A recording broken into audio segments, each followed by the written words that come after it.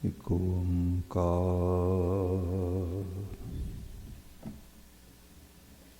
सतनाम करता पुरख निरभौ निर्वैर अकाल मूरत अजूनी सैभं गुर प्रसाद।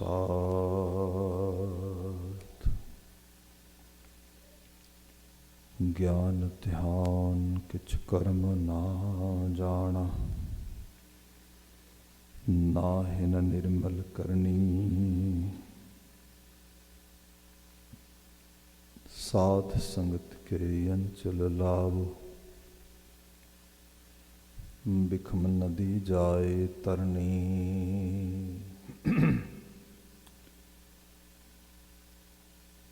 सजन सचा पातशाह सिर शाहां दे शाह, जिस पास बैठिया सोही है सबना दा वेसाह। सतनाम वाहिगुरु साहिब जियो। गुरमुख बांधियो सेत विधाता, लंका लूटी दैंत संतापै। गुरमुख बांधियो सेत विधाता, लंका लूटी दैत संतापै। रामचंद मारियो अहिरावण, भेद पपीखन गुरमुख परचायन। गुरमुख सायर पाहन तारे, गुरमुख कोट 33 उधारे। गुरमुख चूकै आवन जान, गुरमुख दरगह पावै मान। गुरमुख खोटे खरे पछान, गुरमुख लागै सहज ध्यान। गुरमुख दरगह सिफत समाए, नानक गुरमुख बंध ना पाए। गुरमुख दरगह सिफत समाए, नानक गुरमुख बंध ना पाए। वाहिगुरु जी का खालसा, वाहिगुरु जी की फतेह। जुगो जुग अटल शब्द सतगुरु धन धन गुरु ग्रंथ साहिब जी, गुरु पातशाह जी की अपार बख्शिश। शाम समय ਅਸੀਂ ਜੀਵਨ ਦੀ ਮਸ਼ਰੂਫੀਅਤ ਵਿੱਚੋਂ ਕੁਝ ਸਮਾਂ ਕੱਢ ਕੇ ਸਤਸੰਗਤ ਮਾਨਣ ਦੇ ਕਾਬਲ ਹੋਏ ਹਾਂ। ਗੁਰਬਾਣੀ ਵਿਆਖਿਆਨ ਵਿੱਚ ਰਚਨਾ ਸਿੱਧ ਗੋਸ਼ਟ ਗੁਰੂ ਨਾਨਕ ਪਾਤਸ਼ਾਹ ਜੀ ਦੁਆਰਾ ਵਕਤ ਦੇ ਬੜੇ ਆਲਮ ਫਾਜ਼ਲ, ਜਿਹਨਾਂ ਨੂੰ ਕਹਿ ਲਓ ਕਿ ਸਪਿਰਿਚੁਅਲ ਇੰਟਲੈਕਚੁਅਲਸ, ਉਹਨਾਂ ਦੇ ਨਾਲ ਬੜੀ ਲੰਮੇਰੀ महाराज जी की गलबात होंदी है। तो उस गलबात नूं जो उन्होंने सवाल सी, जो उन्होंने गुरु नानक साहब नाल इंटरैक्शन सीगी, जिहदे चों बड़े कई बार अग्रैसिव भी ने, बड़े गुरु बाबा जी नूं क्रॉस एग्जामिन भी करते हैं। उस सारी रचना नूं गुरु महाराज ने जदों उपदेश के रूप में मानव कल्याण हित चितव्या, उन्होंने सिद्ध गोष्ठ कहा गया। सो इस पावन बाणी का मुसलसल पाठ व्याख्या चल रहा है। अजे तक असी ये 39 पदे विचारे ने। आप जी ने अगलेरे 2 बंदा का पाठ सरवण किया है। विचार प्रारंभ करते हैं, पर इस विचार नूं जिहड़ी पिछे लड़ी आ रही है, जिहड़ा सीक्वेंस आ रहा सारे का सारा, उहदे तो तोड़ के नहीं अंडरस्टैंड किया जा सकता। क्योंकि पिछे बात आ रही सी नाम दी, फिर गुरमुख शब्द दोहराव विच आ रहा है। ਨਾਮ ਤੇ ਗੁਰਮੁਖ, ਗੁਰੂ ਸਾਹਿਬ ਨੇ ਇਹਦੇ 'ਚ ਸਿੱਧੇ ਤੌਰ ਤੇ ਇੱਕ ਜ਼ਿਕਰ ਵੀ ਕੀਤਾ, ਗੁਰਮੁਖ ਨਾਮ ਦਾਨ ਇਸ਼ਨਾਨ, ਗੁਰਮੁਖ ਲਾਗੈ ਸਹਿਜ ਧਿਆਨ। ਹੁਣ ਇਹ ਹੁੰਦਾ ਹੈ ਕਿ ਬੜੇ ਅੱਜ ਦੀ ਦੁਨੀਆ ਦੀ ਜੇ ਬਾਤ ਕਰਾਂ ਤੇ ਬੜੇ ਕੁਇਕ ਫਿਕਸਿੰਗ ਕਲਚਰ ਦੇ 'ਚ ਰਹਿ ਰਹੇ ਹਾਂ। ਸਿਰ ਦੁਖਦਾ ਹੈ, ਕੀ ਲੋੜ ਹੈ, ਗੋਲੀ ਹੈਗੀ ਖਾਓ। ਇੱਧਰ ਪੇਨ ਕਿਲਰ ਮੋਟੈਬਲਿਜ਼ਮ ਦੇ ਅੰਦਰ ਜਾ ਕੇ ਉਹਨੇ ਆਪਣਾ ਕੰਮ ਸ਼ੁਰੂ ਕੀਤਾ ਹੈ ਅਤੇ ਆਲਮੋਸਟ ਕਰੰਟ ਐਕਟਿਡ ਕਰਦਿਆਂ ਹੋਇਆਂ ਸਿਰ ਦਰਦ ਮਹਿਸੂਸ ਹੋਣਾ ਬੰਦ ਹੋ ਗਿਆ। ਸੋ ਇੱਕ ਕੁਇਕ ਫਿਕਸਿੰਗ ਕਲਚਰ ਦੇ ਵਿੱਚ ਹਰ ਚੀਜ਼ ਦਾ ਜਵਾਬ ਜਿਹੜਾ ਹੈਗਾ ਬੜੇ ਕੁਇਕ ਮੈਨਰਸ ਦੇ ਵਿੱਚ ਅਤੇ ਬੜਾ ਸ਼ਾਰਟਕਟ ਅਤੇ ਸਟ੍ਰੇਟ ਫਾਰਵਰਡ ਚਾਹੀਦਾ ਹੈ। ਸੋ ਇਸ ਸਾਰੀ 20ਵੀਂ ਸਦੀ ਦੀ ਜਿਹੜੀ ਸੱਭਿਅਤਾ ਜਿਹੜੀ ਉਸਰੀ ਮਨੁੱਖਾਂ ਦੇ ਆਲੇ ਦੁਆਲੇ, ਇਹਦੇ ਅੰਦਰ ਜਿਹੜੀਆਂ ਚੀਜ਼ਾਂ ਬੜੀਆਂ ਕੰਪਲੈਕਸ ਅਤੇ ਬੜੀਆਂ ਜਟਲ ਸੀਗੀਆਂ, ਉਹਨਾਂ ਦੇ ਬਾਰੇ ਮਨੁੱਖ ਦੀ ਅਪਰੋਚ ਜਾਂ ਤਾਂ ਇਹ ਹੋ ਗਈ ਕਿ ਇਹ ਚੀਜ਼ਾਂ ਜਿਹੜੀਆਂ ਨੇ ਇਟਸ ਕਾਈਂਡ ਆਫ, ਜਿਹਨੂੰ ਰੋਕਟ ਸਾਇੰਸ ਵੀ ਕਿਹਾ ਜਾਂਦਾ ਇੱਕ ਸਲੈਂਗ ਜਾਂ ਸਿਨੈਰੀਓ ਦੇ ਵਿੱਚ, ਵੀ ਇਟਸ ਨੋਟ ਮਾਈ ਗੇਮ ਔਰ I can note understand it, give up ਕਰਤਾ, ਜਾਂ ਉਹਨੂੰ ਕਿਸੇ ਬੜੇ ਸ਼ਾਰਟ ਟਰਮ ਲੈਵਲ 'ਤੇ ਲਿਆ ਕੇ ਅਤੇ ਬੜੇ ਉਹਨੂੰ ਸ਼ਾਰਟਕਟ ਵੇ ਦੇ ਨਾਲ ਕੁਛ ਚੀਜ਼ਾਂ 'ਚ ਢਾਲਣ ਦੀ ਜਿਹੜੀ ਹੈ ਉਹ ਯਤਨਸ਼ੀਲਤਾ ਕੀਤੀ। ਇਸ ਸਾਰੇ ਦੇ ਵਿੱਚੋਂ ਸਪਿਰਿਚੁਅਲਿਟੀ ਇੱਕ ਪ੍ਰੋਡਕਟ ਬਣ ਕੇ ਉੱਭਰਿਆ ਹੈ। ਅਤੇ ਆਪ ਦੇਖੋਗੇ ਜਿਹੜਾ ਜਿਤਨਾ ਵਧੀਆ ਲਫ਼ਜ਼ਾਂ ਦਾ ਜਾਦੂਗਰ ਆ, ਲਫ਼ਜ਼ਾਂ ਦੀ ਮੁਹਾਰਤ ਰੱਖਦਾ ਅਤੇ ਚੀਜ਼ਾਂ ਨੂੰ ਲਫ਼ਜ਼ਾਂ 'ਚ ਪੈਕ ਕਰਕੇ ਐਡਰੈਸ ਕਰਦਾ ਲੋਕਾਂ ਨੂੰ, ਉਹ ਬੜਾ ਮਕਬੂਲ ਹੈ। ਇਹ ਪਿਛਲੇ ਸਮੇਂ 'ਚ ਤੁਸੀਂ ਲਗਾਤਾਰ ਦੇਖਿਆ। ਇਸ ਲਈ ਜੇ ਅਸੀਂ ਦੇਖੀਏ ਕਿ ਬੰਦੇ ਦੀ ਅਸਲ ਪਹਿਚਾਨ ਲਫ਼ਜ਼ ਨਹੀਂ ਹੁੰਦੇ ਇਕੱਲੇ, ਲਫ਼ਜ਼ ਆਰ ਨਥਿੰਗ। ਬਾਣੀ ਦੀ ਬਚਨ ਪੜ੍ਹੋ ਤੁਸੀਂ, ਬਾਣੀ ਕਹਿੰਦੀ ਹੈ ਜੋ ਜੀ ਹੋਏ ਸੋ ਉਗਵੈ ਮੂੰਹ ਕਾ ਕਹਿਆ ਵਾਓ।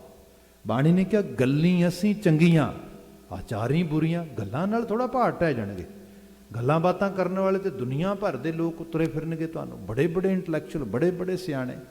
ਮੈਂ ਯੂਨੀਵਰਸਿਟੀ ਸੈਟਿੰਗ 'ਚ ਗੁਰਬਾਣੀ ਪੜ੍ਹੀ ਹੈ।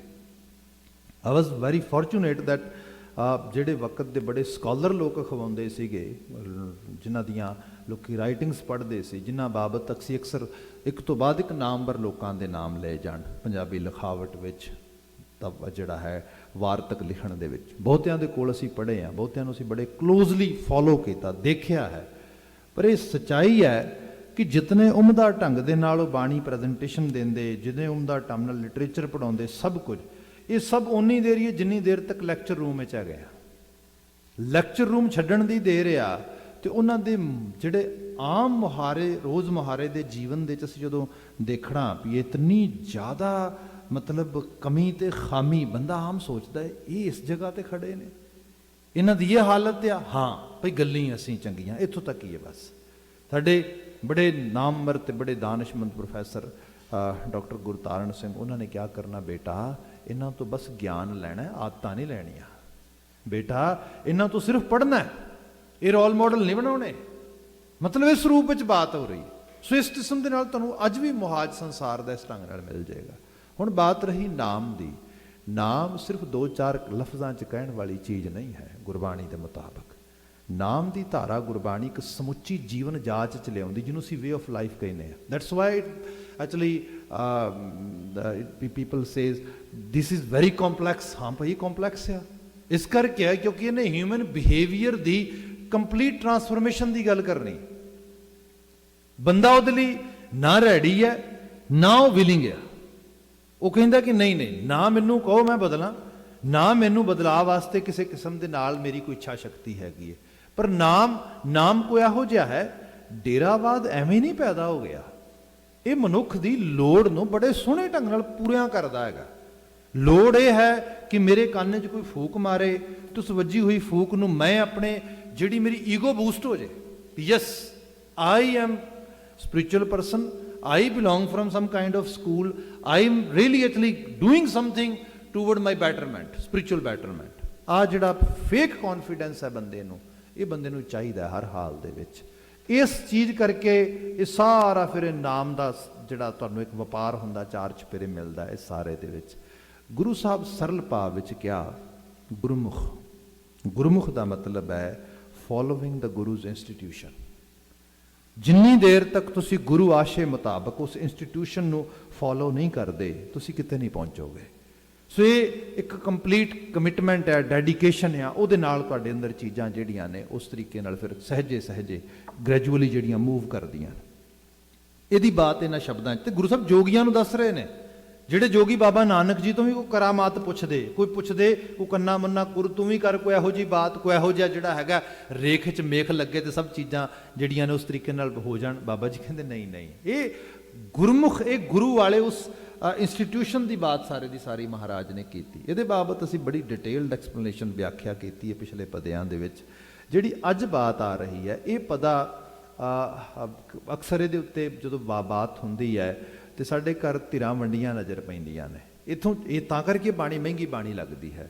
ਜਿਹੜਾ ਬਚਨ ਜੋ ਫਿਰ ਮੈਂ ਬੇਨਤੀ ਕਰਾਂਗਾ, I am not expert in that kind of thing, I am just ਬਹੁਤ ਬੜਾ ਇੱਕ ਜਿਹੜਾ ਹੈਗਾ ਬੜੀ ਪ੍ਰਾਇਮਰੀ ਸਟੇਜ ਤੇ ਇੱਕ ਸਟੂਡੈਂਟ ਆ ਮੈਂ ਗੁਰਬਾਣੀ ਦੇ ਉਸ ਆਸ਼ੇ 'ਚ ਮੈਂ ਆਪਣੇ ਆਪ ਨੂੰ ਬਿਆਨ ਕਰਦਾ।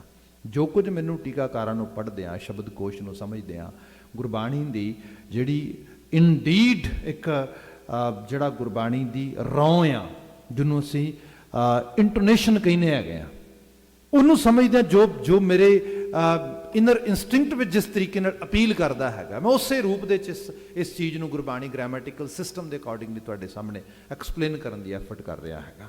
ਜਿਹੜਾ ਆਹ ਬਚਨ ਆ ਰਿਹਾ ਹੈਗਾ, ਗੁਰਮੁਖ ਬਾਂਧਿਓ ਸੇਤ ਵਿਧਾਤਾ, ਇੱਥੇ ਟ੍ਰੈਡੀਸ਼ਨਲ ਟੀਕਾਕਾਰ ਇਹ ਕਹਿੰਦਾ ਹੈ ਰਾਮਚੰਦਰ ਅਵਤਾਰ ਦੀ ਗੱਲ ਹੋਣ ਲੱਗੀ ਇੱਥੇ। ਹੁਣ ਜਿਹੜੀ ਰਾਮਚੰਦਰ ਅਵਤਾਰ ਦੀ ਗੱਲ ਆ, ਉਹਦੇ ਮੁਤਾਬਕ ਕਹਿੰਦੇ ਦੇਖੋ ਗੁਰੂ ਨਾਨਕ ਸਾਹਿਬ ਨੇ ਉਹਨੂੰ ਗੁਰਮੁਖ ਕਿਹਾ, ਗੁਰੂ ਨਾਨਕ ਸਾਹਿਬ ਨੇ ਉਹਨੂੰ ਵਡਿਆਇਆ ਹੈ। ਹੁਣ ਇੱਕ ਲੈਵਲ ਤੇ ਇਹ ਚੀਜ਼ ਆ ਜਾਂਦੀ ਹੈ ਗੁਰਬਾਣੀ ਦੇ ਵਿੱਚ। ਦੇਖੋ ਸਾਡੀ ਜਿਹੜੀਆਂ ਸਾਡੀਆਂ ਜ਼ਬਾਨਾਂ ਨੇ ਨਾ, ਭਾਰਤੀ ਖਿੱਤੇ ਦੀਆਂ ਜਾਂ ਈਵਨ ਮੋਸਟਲੀ ਵਰਲਡ ਦੀਆਂ ਜਿਹੜੀਆਂ ਲੈਂਗੁਏਜ ਤੋਂ ਨੇਟਿਵ ਵੇ ਦੇ ਨਾਲ ਬੜੇ ਉਹਦੇ ਪਿਛੋਕੜ ਤੇ ਵਿਰਾਸਤੀ ਰੰਗ ਵਿੱਚ ਕਿਸੇ ਜ਼ਬਾਨ ਨੂੰ ਵੇਖੋਗੇ, ਪੜ੍ਹੋਗੇ, ਸਮਝੋਗੇ, ਉਹ ਬਹੁਤ ਹੀ ਜ਼ਬਾਨ ਅਲੰਕ੍ਰਿਤ ਹੋਏਗੀ। ਅਲੰਕ੍ਰਿਤ ਜਿਹਨੂੰ ਅਸੀਂ ਕਹਿੰਦੇ ਆ ਅਲੰਕਾਰਾਂ ਨਾਲ ਸ਼ਿੰਗਾਰੀ ਹੋਈ, ਜਿਹਦੇ 'ਚ ਮੁਹਾਵਰੇ ਆਉਂਦੇ ਨੇ, ਜਿਹਦੇ 'ਚ ਜਿਹਨੂੰ ਈਡੀਅਮ ਕਿਹਾ ਜਾਂਦਾ ਹੈ, ਲੋਕ ਕਥਾਵਾਂ, ਲੁਕੋਪਤੀਆਂ, ਬਹੁਤ ਸਾਰੀਆਂ ਚੀਜ਼ਾਂ ਐਸੀਆਂ ਜਿਹੜੀਆਂ ਉਸ ਜ਼ਬਾਨ ਨੂੰ ਇਨਰਿਚ ਕਰਦੀਆਂ, ਬੜੀਆਂ ਅਮੀਰ ਬਣਾਉਂਦੀਆਂ। ਤੇ ਉਹ ਜ਼ਬਾਨ ਉਸ ਲਹਿਜੇ ਨਾਲ ਜਦੋਂ ਬੋਲੀ ਜਾਂਦੀ, ਆਪ ਦੇਖੋਗੇ ਸਾਡੇ ਇੱਥੋਂ ਦੇ ਬੱਚੇ ਬਜ਼ੁਰਗਾਂ ਨੂੰ ਕਿਉਂ ਨਹੀਂ ਸਮਝ ਪਾਉਂਦੇ, ਕਿਉਂ ਨਹੀਂ ਕਹਿੰਦੇ ਵੀ ਪਤਾ ਨਹੀਂ ਗ੍ਰੈਂਡਪਾ ਕੀ ਕਹਿ ਰਿਹਾ, ਗ੍ਰੈਂਡ ਮਮ ਕੀ ਕਹਿ ਰਹੀ, ਸਮਝ ਨਹੀਂ ਆ ਰਹੀ। ਕਿਉਂ ਨਹੀਂ ਸਮਝ ਆ ਰਹੀ? ਪੰਜਾਬੀ ਬੋਲਦੇ ਸਿੰਪਲ ਪੰਜਾਬੀ ਦੇ ਵਿੱਚ। ਉਹਦਾ ਰੀਜ਼ਨ ਕੀ ਹੈ? ਉਹਨਾਂ ਦੀ ਲੈਂਗੁਏਜ ਇੱਕ ਬੜੇ ਰਿਚ ਲੈਵਲ ਤੇ ਆ ਰਹੀ ਹੈ। ਉਹਨਾਂ ਦੀ ਜ਼ਬਾਨ ਦੇ ਵਿੱਚ ਕਿਤੇ ਨਾ ਕਿਤੇ ਕੁਝ ਮੁਹਾਵਰੇਦਾਰੀ ਹੈ, ਕੁਝ ਇਹੋ ਜਿਹੀਆਂ ਚੀਜ਼ਾਂ ਨੇ ਜਿਹੜੀਆਂ ਉਹਨਾਂ ਨੂੰ ਪਕੜ 'ਚ ਨਹੀਂ ਆਉਂਦੀਆਂ। ਤੇ ਸੇਮ ਵੇ ਦੇ ਨਾਲ ਅੰਗਰੇਜ਼ੀ ਜ਼ਬਾਨ, ਜਿੱਥੇ ਬਿਲਕੁਲ ਜਿਨ੍ਹਾਂ ਦਾ ਆਪਣਾ ਅੰਗਰੇਜ਼ੀ ਮਾਹੌਲ ਆ, ਪੁਸ਼ਤ ਦਰ ਪੁਸ਼ਤ ਤੁਰਿਆ ਹੁੰਦਾ ਹੈਗਾ, ਆਲੇ ਦੁਆਲੇ ਕੋਈ ਐਥਨਿਕ ਕਮਿਊਨਿਟੀਜ਼ ਦੇ ਵਿੱਚੋਂ ਜਾਂ ਵਰਲਡ ਦੀਆਂ ਦੂਜੀਆਂ ਲੈਂਗੁਏਜਸ ਦੇ ਨਾਲ ਦੋ ਚਾਰ ਹੋਣ ਵਾਲੇ ਲੋਕਾਂ ਦਾ ਐਕਸਪੋਜ਼ਰ ਨਹੀਂ ਹੈਗਾ। ਤੁਸੀਂ ਉਹਨਾਂ ਦੀ ਜ਼ਬਾਨ ਸੁਣੋ, ਬੰਦੇ ਨੂੰ ਚਾਰ ਗੱਲਾਂ ਸਮਝ ਆਉਂਦੀਆਂ ਨੇ, ਚਾਰ ਨਹੀਂ ਆਉਂਦੀਆਂ। ਜਿਵੇਂ ਸਪੋਜ਼ ਕਰੋ ਮੈਂ ਰੀਸੈਂਟਲੀ ਆਪਣੇ ਕੁਲੀਗ ਦੇ ਨਾਲ ਸੀਗਾ ਤੇ ਉਹ ਮੈਨੂੰ ਕਹਿੰਦਾ ਵੀ Gulzar spare 2 minutes for me, I am gonna slip in town. ਮੈਨੂੰ ਕੁਛ ਨਹੀਂ ਪਤਾ ਲੱਗਾ ਵੀ ਕੀ ਕਹਿ ਰਿਹਾ ਹੈਗਾ। ਉਹ ਮੈਨੂੰ ਅਸਲ 'ਚ ਇਹ ਕਹਿ ਰਿਹਾ ਸੀਗਾ ਕਿ ਮੈਂ ਨਾ ਬਸ ਮਾੜੇ ਜਿਹੇ ਸ਼ਹਿਰ ਹੋ ਕੇ ਆਇਆ ਤੇ ਮੈਂ ਤੈਨੂੰ ਫਿਰ ਆ ਕੇ ਮਿਲਦਾ ਆ। ਮੈਂ ਪਹਿਲੀ ਵਾਰੀ ਇਹ ਸਲੈਂਗ ਸੁਣ ਰਿਹਾ ਇਸ ਤਰੀਕੇ ਨਾਲ ਵੀ ਇਹ ਕਹਿ ਕੀ ਰਿਹਾ ਹੈਗਾ। ਸੋ ਇਹ ਉਹਨਾਂ ਦੀ ਰੋਜ਼ਮर्रा ਦੀ ਜ਼ਬਾਨ ਹੈ, ਰੋਜ਼ਮर्रा ਦੀ ਬੋਲਬਾਣੀ ਹੈਗੀ ਹੈ। ਜਦੋਂ ਗੁਰਬਾਣੀ ਨੂੰ ਅਸੀਂ ਪੜ੍ਹੀਏ, ਅਲੰਕ੍ਰਿਤ ਭਾਸ਼ਾ ਦੀ ਮੈਂ ਗੱਲ ਕਰ ਰਿਹਾ, ਅਲੰਕਾਰ ਯੂਜ਼ ਕੀਤੇ ਜਾਂਦੇ ਨੇ। ਉਹਨਾਂ 'ਚ ਇੱਕ ਅਲੰਕਾਰ ਇਹ ਹੈ ਵਿਰੋਧਾਭਾਸ। ਗੁਰੂ ਗ੍ਰੰਥ ਸਾਹਿਬ ਦੇ ਵਿੱਚ ਤੁਹਾਨੂੰ ਬਾਕੀ ਸਾਰੇ ਅਲੰਕਾਰ ਮਿਲਣਗੇ, ਤੁਹਾਨੂੰ ਯਮਕ ਵੀ ਮਿਲੇਗਾ, ਤੁਹਾਨੂੰ ਅਨੁਪ੍ਰਾਸ ਮਿਲੇਗਾ, ਰੂਪਕ ਮਿਲੇਗਾ, ਪਰ ਤੁਹਾਨੂੰ ਵਿਰੋਧਾਭਾਸ ਅਲੰਕਾਰ ਨਹੀਂ ਮਿਲੇਗਾ। ਕਿਉਂਕਿ ਦੋ ਵਿਰੋਧੀ ਤੱਤਾਂ ਦੀ ਬਾਤ ਨਹੀਂ ਹੈ। ਇੱਕ ਬਾਤ ਇੱਕ ਜਗ੍ਹਾ ਤੇ ਆ ਰਹੀ ਹੈ, ਉਹਦੀ ਦੂਸਰੀ ਜਗ੍ਹਾ ਤੇ ਬਿਲਕੁਲ ਵਿਰੋਧਤਾ ਹੋਏ, ਇਹ ਨਹੀਂ ਹੋਏਗਾ। ਬਿਲਕੁਲ ਇੱਕ ਰੌ ਫਲੋ ਚੱਲਦਾ ਨਾ ਸਾਰਾ ਦਾ ਸਾਰਾ ਮੈਸੇਜ। ਹੁਣ ਗੁਰੂ ਗ੍ਰੰਥ ਸਾਹਿਬ ਅਵਤਾਰਵਾਦੀ ਆਸਥਾ ਨੂੰ ਸਾਨੂੰ ਨਹੀਂ ਪ੍ਰਮੋਟ ਕਰਦਾ, ਨਾ ਅਵਤਾਰਾਂ ਦੀ ਬਾਤ ਕੀਤੀ। ਇੱਥੇ ਤੇ ਬਾਣੀ ਨੇ ਕਿਹਾ ਹੈਗਾ ਕਿ ਜਿਹੜੇ ਜਿੰਨੇ ਲੋਕਾਂ ਨੇ ਅਵਤਾਰ ਬਣਾਏ, ਸਭ ਚੀਜ਼ਾਂ ਕੀਤੀਆਂ, ਹਕੀਕਤ ਵਿੱਚ ਇਹ ਤੇ ਮਨੁੱਖ ਦੀ ਆਪਣੀ ਕਲਪਨਾ ਹੈ। ਈਵਨ ਤੁਸੀਂ ਜਪਜੀ ਸਾਹਿਬ ਹੀ ਪੜ੍ਹਦੇ ਹੋ, ਜਪਜੀ ਸਾਹਿਬ ਵਿੱਚ ਅਸੀਂ ਪੜ੍ਹਦੇ ਹਾਂ ਏਕਾ ਮਾਈ ਜੁਗਤ ਵੀ ਆਈ। 24 ਅਵਤਾਰਾਂ ਦੀ ਜਿਹੜੀ ਵੈਸ਼ਨਵ ਧਾਰਾ ਹੈ, ਜਿਹੜੀ ਸਨਾਤਨੀ ਧਾਰਾ ਜਿਹਨੂੰ ਅਸੀਂ ਵੈਦਿਕ ਫਿਲਾਸਫੀ ਕਹਿੰਦੇ ਆ, ਉਹ 24 ਜਿਹੜੇ ਉਹਨਾਂ ਦੇ ਅਵਤਾਰਸ ਹੋਏ ਨੇ ਉਹਨਾਂ ਦੇ ਉੱਤੇ ਬੇਸਡ ਆ। ਉਹਨਾਂ ਅਵਤਾਰਾਂ ਦਾ ਜਿਹੜਾ ਬੇਸ ਲਾਈਨ ਆ ਉਹ ਆ ਬਣਦੀ ਜੋ ਗੁਰੂ ਨਾਨਕ ਸਾਹਿਬ ਨੇ ਜਪਜੀ ਸਾਹਿਬ ਵਿੱਚ ਇਹਦੇ 'ਚ ਜਿਹਨੂੰ ਬਿਲਕੁਲ ਸ਼ੀਸ਼ੇ ਦੀ ਤਰ੍ਹਾਂ ਸਾਫ਼ ਕੀਤਾ। ਕਿਆ ਏਕਾ ਮਾਈ ਜੁਗਤ ਵਿਆਈ ਤਿੰਨ ਚੇਲੇ ਪ੍ਰਵਾਨ, ਇੱਕ ਸੰਸਾਰੀ ਇੱਕ ਭੰਡਾਰੀ ਇੱਕ ਲਾਏ ਦੀਵਾਨ, ਉਹ ਵੇਖੈ ਉਹਨਾਂ ਨਜ਼ਰ ਨਾ ਆਵੇ ਬਹੁਤਾ ਇਹ ਵਿਡਾਨ। ਹੁਣ ਉਹਦੀ ਜਿਹੜੀ ਵੈਦਿਕ ਫਿਲਾਸਫੀ ਦੇ ਵਿੱਚ ਜਿਹੜੀ ਮਿਥ ਦੀ ਕਹਾਣੀ ਪਈ ਹੈ ਪਿੱਛੇ, ਕਹਾਣੀ ਇਹ ਹੈ ਕਿ ਸਭ ਤੋਂ ਪਹਿਲਾਂ ਮਾਇਆ ਪੈਦਾ ਹੋਈ, ਮਾਈ ਜਿਹਨੂੰ ਕਿਹਾ ਗਿਆ ਮਹਾ ਮਾਇਆ ਜਾਂ ਮਾਈ ਕਹਿ ਲਓ ਜਿਹਨੂੰ, ਜਿਹਦੀ ਸਾਰੀ ਇਹ ਖੇਡ ਆ ਕਿਹਾ ਜਾਂਦਾ। ਜੁਗਤ ਵਿਆਈ, ਵਿਆਈ ਕਹਿੰਦੇ ਨੇ ਪ੍ਰੈਗਨੈਂਟ ਹੋ ਜਾਣਾ, ਪ੍ਰਸੂਤ ਜਾਣਾ। ਕਿਸੇ ਤਰੀਕੇ ਨਾਲ ਜੁਗਤ ਵਿਆਈ, don't know how to actually get pregnant, ਕਿਉਂਕਿ ਕੋਈ ਹੋਰ ਤੇ ਹੈ ਨਹੀਂ, ਆਪ ਹੀ ਆਪ ਸੀ ਨਾ, ਉਹ ਤੇ ਆਪਣੇ ਆਪ ਪ੍ਰੈਗਨੈਂਟ ਕਿਵੇਂ ਹੋ ਸਕਦੀ? ਉਹ ਕਹਿੰਦੇ ਹੋ ਗਏ। ਇਹਦੀ ਵਿਆਖਿਆ ਉਹਨਾਂ ਦੇ ਸ਼ਬਦ ਕੋਸ਼ਾਂ 'ਚ ਇਸ ਤਰ੍ਹਾਂ ਪਈ ਹੈ ਕਿ ਉਹਨੇ ਸੱਜੇ ਹੱਥ ਦਾ ਅੰਗੂਠਾ ਲਿਆ, ਖੱਬੇ ਹੱਥ ਦੀ ਤਲੀ ਲਈ ਤੇ ਅੰਗੂਠਾ ਧਰ ਕੇ ਇਸ ਤਰੀਕੇ ਨਾਲ ਰਗੜਿਆ 4 ਵਾਰੀ ਤੇ ਉਹਦੇ ਛਾਲਾ ਬਣ ਗਿਆ। ਜਦੋਂ ਛਾਲਾ ਫੁੱਟਿਆ ਤੇ ਉਹਦੇ ਚੋਂ ਪਹਿਲਾ ਅਵਤਾਰ ਪੈਦਾ ਹੋ ਗਿਆ, ਜਿਹੜਾ ਅਸਲ ਵਿੱਚ ਉਸ ਰੂਪ ਵਿੱਚ ਏਕਾ ਮਾਈ ਜੁਗਤ ਵਿਆਈ ਤਿੰਨ ਚੇਲੇ ਪ੍ਰਵਾਨ, ਇੱਕ ਸੰਸਾਰੀ, ਸੰਸਾਰੀ ਜਿਹਨੂੰ ਕਿਹਾ ਗਿਆ ਕਿ ਇਹ ਬ੍ਰਹਮਾ ਦੇ ਰੂਪ ਦੇ ਵਿੱਚ ਜਿਨਨੇ ਸੰਸਾਰ ਸਾਰਾ ਪੈਦਾ ਕੀਤਾ। ਸੋ ਉਸ ਮਾਈ ਤੋਂ ਬ੍ਰਹਮੇ ਦੀ ਉਤਪਤੀ ਹੋਈ। ਫਿਰ ਉਸ ਤੋਂ ਬਾਅਦ ਇੱਕ ਭੰਡਾਰੀ ਵਿਸ਼ਨੂੰ ਦੇ ਰੂਪ ਦੇ ਵਿੱਚ ਜਿਹਨੇ ਭੰਡਾਰ ਭਰ ਦਿੱਤੇ, ਜਿਹੜਾ ਕੇਅਰ ਟੇਕਰ ਬਣਿਆ ਸਾਰਿਆਂ ਦਾ। ਇੱਕ ਲਾਏ ਦੀਵਾਨ, ਇੱਕ ਮੌਤ ਦਾ ਦੇਵਤਾ ਕਚਹਿਰੀ ਲਾ ਕੇ ਬੈਠ ਗਿਆ, ਕੋਟ ਸ਼ਿਵ। ਇਹੀ 24 ਅਵਤਾਰ ਨੇ ਅੱਗੇ ਜਾ ਕੇ ਫਿਰ ਜਿਹੜੇ ਵਿਸ਼ਨੂੰ ਦੇ ਰੂਪ ਵਿੱਚ ਕਨਵਰਟ ਹੁੰਦੇ ਤੇ ਜਿਨ੍ਹਾਂ ਨੂੰ ਇਸ ਤਰੀਕੇ ਨਾਲ ਸਾਰੀ ਕਹਾਣੀ ਬਣਦੀ। ਇਹ ਅਵਤਾਰੀ ਸੰਕਲਪ ਹੈ ਸਾਰਾ। ਇਸ ਅਵਤਾਰੀ ਸੰਕਲਪ ਨੂੰ ਬਾਣੀ ਨੇ ਕਿਹਾ, ਉਹ ਵੇਖੈ ਉਹਨਾਂ ਨਦਰ ਨਾ ਆਵੇ ਬਹੁਤਾ ਇਹ ਵਿਡਾਨ। ਵਿਡਾਨ ਇਹ ਹੈ ਜਿਹੜੇ ਲੋਕ ਇਸ ਤਰੀਕੇ ਦੇ ਨਾਲ ਆਸਥਾਵਾਂ ਬਣਾਉਂਦੇ, ਉਸ ਡਿਵਾਈਨ ਐਬਿਲਿਟੀ ਨੂੰ ਚਿਤਵਦੇ ਤੇ ਉਹਦੇ ਬਾਬਤ ਆਪਣੀ ਆਸਥਾ ਨੂੰ ਜਿਹੜਾ ਸ਼ੇਪ ਦਿੰਦੇ, ਉਹਨਾਂ ਨੂੰ ਖੁਦ ਨੂੰ ਨਹੀਂ ਪਤਾ ਲੱਗ ਰਿਹਾ ਇਹ ਤੇ ਉਹਨਾਂ ਦੀ ਕਲਪਨਾ ਦੀ ਕਹਾਣੀ ਹੈ ਸਾਰੀ। ਰਿਐਲਿਟੀ ਦੇ ਵਿੱਚ ਮਿਥ ਨੂੰ ਕਿਸੇ ਨੇ ਕੋਈ ਪ੍ਰੂਵ ਥੋੜਾ ਕਰ ਸਕਦਾ ਹੈਗਾ। ਸੋ ਇਸ ਸਾਰੇ ਸਿਨੈਰੀਓ ਦੇ ਵਿੱਚ ਤੁਹਾਨੂੰ ਗੁਰਬਾਣੀ ਦੇ ਵਿੱਚ ਅਵਤਾਰਾਂ ਦੀ ਕਹਾਣੀ ਸਮਝਣੀ ਪਏਗੀ, ਕਿਉਂਕਿ ਇਹ ਸ਼ੁਰੂਆਤ ਹੈ, ਬਿਗਨਿੰਗ ਹੈ ਬਿਲਕੁਲ। ਪਰ ਹਾਂ, ਜਿੱਥੇ ਜਿੱਥੇ ਮਹਾਰਾਜ ਜੀ ਨੇ ਇਹਦੇ ਬਾਬਤ ਜ਼ਿਕਰ ਕੀਤਾ ਹੈਗਾ, ਹੁਣ ਜਿਵੇਂ ਅਸੀਂ ਸ਼ਬਦ ਪੜ੍ਹਦੇ ਹਾਂ, ਅਕਸਰ ਲੋਕੀ ਕਹਿੰਦੇ ਧੰਨ ਧੰਨ ਓ ਰਾਮ ਬੇਨ ਬਾਜੇ ਮਧੁਰ ਮਧੁਰ ਧੁਨ ਅਨਹਦ ਗਾਜੇ। ਉਹ ਕਹਿੰਦੇ ਜੀ ਬੰਸਰੀ ਦੀ ਗੱਲ ਹੋ ਰਹੀ ਕ੍ਰਿਸ਼ਨ ਦੀ ਇਹਦੇ 'ਚ। ਜਾਂ ਤੁਸੀਂ ਹੋਰ ਸ਼ਬਦ ਪੜ੍ਹਦੇ ਹੈਗੇ ਹੋ, ਭਗਤ ਜੀ ਦਾ ਸ਼ਬਦ ਹੈਗਾ, ਖੂਬ ਤੇਰੀ ਪਗਰੀ ਮਿੱਠੇ ਤੇਰੇ ਬੋਲ ਦੁਆਰਕਾ ਨਗਰੀ ਕਾਹੇ ਕੇ ਮੰਗੌਲ।